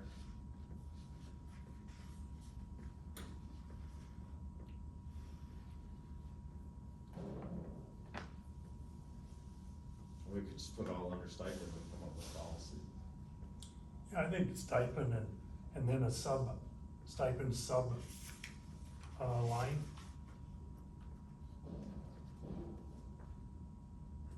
Come on, boss. If you're gonna get reimbursed for expenses, then that doesn't impact a 1099. Correct. Yes. So you're just getting reimbursed for outlay. If you want to just have a decision, and I don't know what that decision is, that we should be reimbursed for ink, mileage,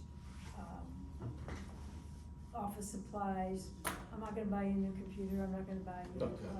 No, I'm buying a new new printer, scanner um, to do scanning of records, you- but I'm paying for it. Yeah. But- And so I think that those are reasonable things if you're incurring, a sufficient amount of expense that other Right. people can get reimbursed for. I'm not sure, I'm just happy to record them in regular expenses, but you need to have a vote as to what's reasonable to submit for an expense.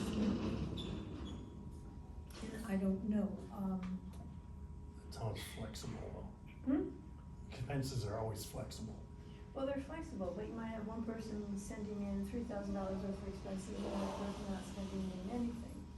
And then everybody said, well, if A is doing it, then B should do it. Well, we started off that way. and- Or should we just take away the stipend and say, just submit expenses? I don't have a view as to what to do. If people are incurring unnatural amounts or unusual amounts of expenses, I don't have a problem saying that that's reimbursable. Okay. But there has to be a policy, which will eventually come down to something I wanna talk about. There has to be a policy that says these are eligible expenses. And then if the board stipend was initially intended to cover that, because Rachel said nobody else is, doing expenses, should it be deducted from a stipend? I don't know, do you give both of them? I think you get both of them. What's, what is on the 8,600? Transportation,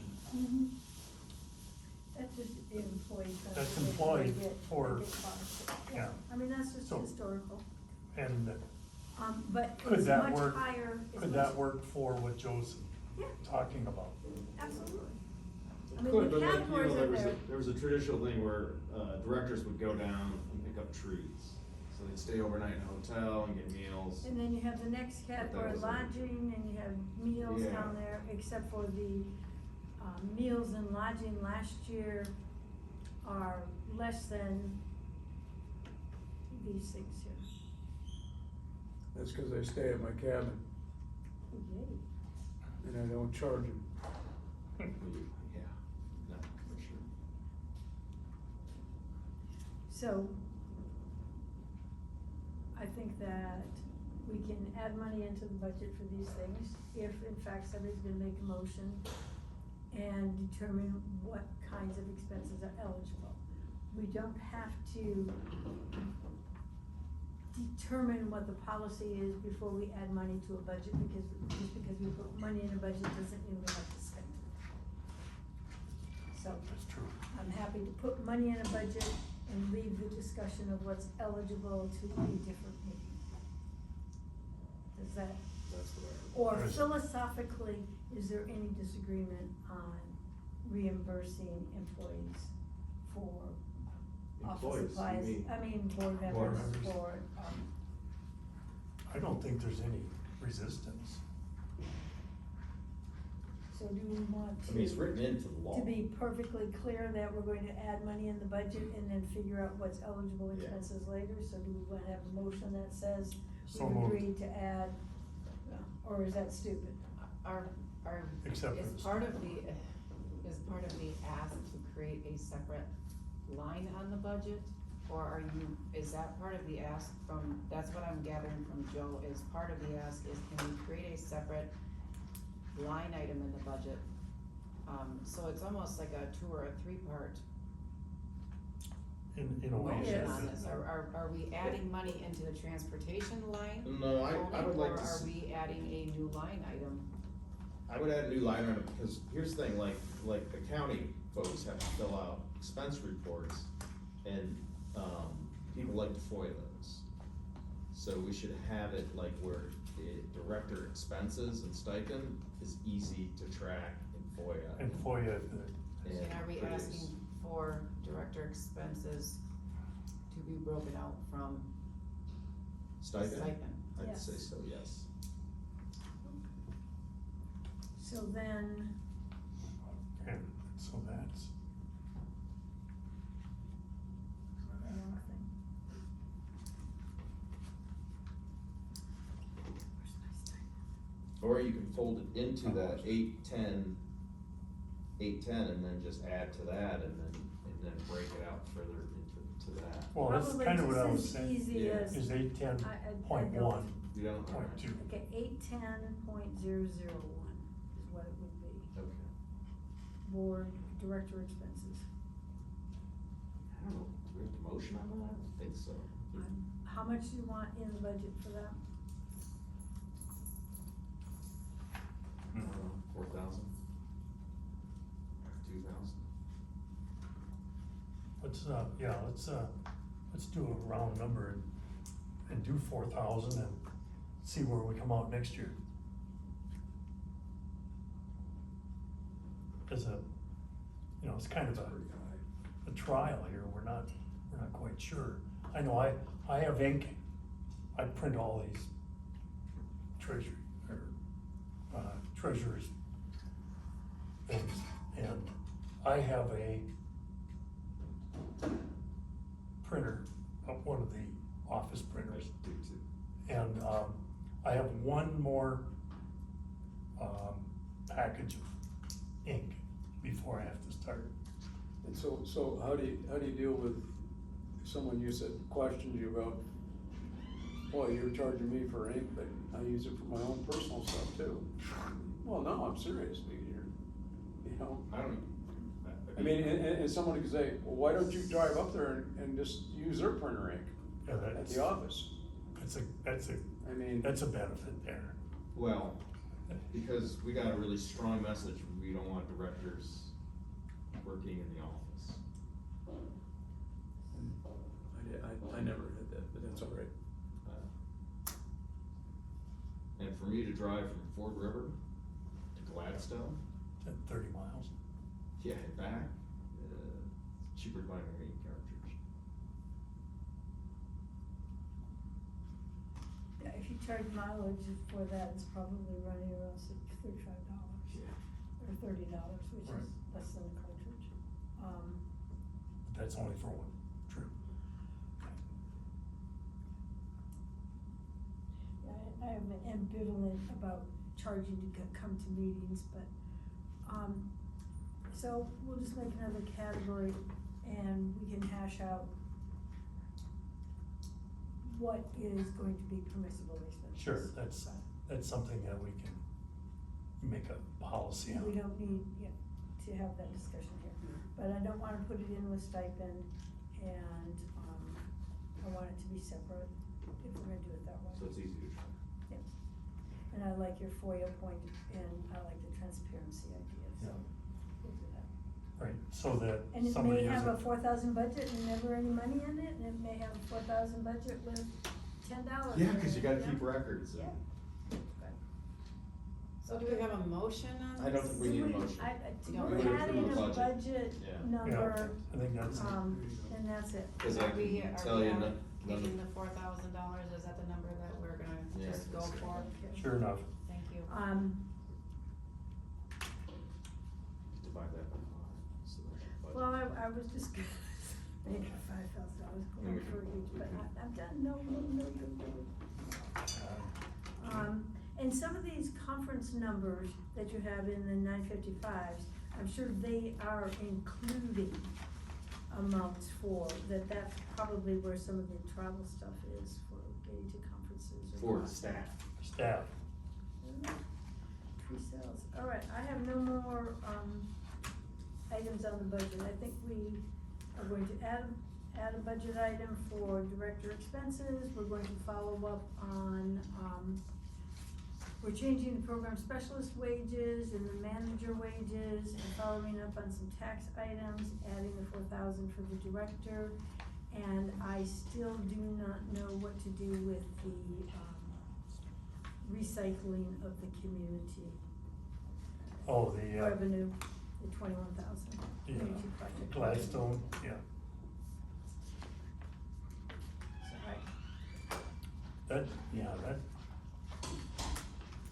we gonna do a policy on that, Joe? I think if we're That's going homework. to only spend 2,000 on it, I think that's all that should be in the revenue, because otherwise you're using the remainder, the 19,000 for other expenses, if you're coming Yeah. down to a zero budget. Right, Last question is, last year's budget included depreciation expense. This year's budget does not include depreciation expense. Depreciation expense is a non-cash item. I don't know what districts do with depreciation. Does it become a budget line item in here? We don't have one at this point, but last year's did. I don't know that I've seen depreciation in the budget, so I don't think so, but I'm not an expert in that. It Wonder came- why we had it. It came in fiscal year 25, there was, because it is an expense, because it goes through your P and L. Right. And it shows up as an expense, but it's a non-cash item, and it depends upon what presentation, that you're using for your financial statements also, because there's one that includes capital items as pure expense, and another one that puts them as an asset and depreciates them, so. That is why I asked the question. Yeah. So we have a lot of appreciating assets, but we can talk. It's running about 13,000. Yeah, I mean, I'm just curious what you use it for, why? Yeah, that's another discussion. Alright, cool. just, Not yeah, here. Not now, not here, not now, okay. All right, any other discussion on the Gosh. budget, or, Thank you so much. thank you, Um, that's a lot. But that's not all. Well, somewhere I thought I had a budget item about the comment on the audit report that I wanted to talk about, and I don't see any place left where that's happening. For what? That I believe you were gonna discuss in the district audit update. Oops. What'd you forget? We can go back to We- it. Yeah, I just wanna go back, very quickly, cause I promised. Or do you wanna do it at, September? No, the board member comment. Okay, we can do Yeah, it's that. coming up, right? We'll finish these other things first. Anything else in the budget? No, All right. Fiscal year 26 MECD membership renewal. I was a little confused when I got this, cause I'm like, we just paid this. And then I went and questioned Heather, I'm like, didn't we pay this? And she enlightened me that they were very late Yes. because she was on maternity leave, so it is up again. So it feels like 2 months ago we Right. approved and paid, and we did. We did. But here we are again. And it was an increase in, Due January first, that's in the very far off future. Can we table this? Dues are, it says on here that dues are due between October 1 and November 30. Okay. So do we wanna table this? Yeah. Since we just paid it 2 months ago. Alright, and then we have our wonderful, Unless anyone else, I'm sorry, unless anyone else wants. no, it says it's due January first, I'm Okay. fine table. Does it Oh, become do we old need, business? do we need, yeah, do we need to change the due date? There's a due date of January first on the agenda. I don't know why Okay. I got January 1st from somewhere. But it does say in here that it's due, dues are due between October 1 and November 30th. I'm not sure if in the email it said that. But we can table this till the next Okay. meeting? you were just thinking fiscal year No. versus That calendar. would've been calendar. Planning and conservation delivery element. Again, we just did one, but this one is due as well. We were very late on that last one. When's this one due? Two things is, the planning and conservation delivery one was already complete, so were you planning for legal requirements tonight? Oh, this is legal requirements element. Oh, good, okay, great. Oh, no, but I see it doesn't match. No, that's why I was just Planning, wondering. is that just a typo? I'm not sure why that is. Have we already done the planning and conservation delivery? Okay. Yeah, Yeah, yes. so, do you wanna table this, Adrian, because it's almost 9? Yes. This one as well. Do you wanna do it in September? Yeah, Yep, when we're fresh. cause right Fresh now. When is this one required? Ideally by the end of September, so if you put it on next month's agenda and we're able to Yeah. get to it, great. Well, this is OMA. It's pretty FOIA. quick, it's just like, are you a black, you know, Yeah, we can do this, doing we can do this in doing our these sleep. laws, so. FOIA Kingdom. Alright, we'll table that. Cool. Um. I'm General happy public. to table the other comment too, Okay, Just like that. just like that. I mean, okay. yes, Alright, general public comments? Any general public comments? General public comments? Board member comments? I wanted to acknowledge Mike for sitting in and working with us on the tree sale stuff. Good, man. Hopefully by tomorrow, I'll have everything figured out with all the sellers, hopefully, and then we'll go from there, so. And that's it. I mean, thank you. I wanna thank Mike and Rachel for just sitting here for half of the day. Next time I'm bringing cards and Mike and I are playing rummy. I've been on this, It's even all my chair good. this entire night, I But don't know. I really, thank you you, enjoy this appreciate it. meeting?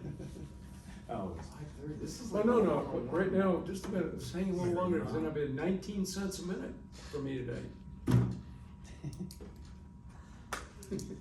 that's so sad, that's so cheap. That's what Any my other comment? military Board wages member were. comment? I'm gonna make a motion to adjourn this I'll meeting at second. 8:53. Let's move. What time is it? 8:53. Alright. Oh, good, Do we man. vote on that? That's 20 cents a minute then. Say all in favor, we don't wanna violate. All in favor? All in favor of No, you don't. adjourning? Alright. Aye. Aye.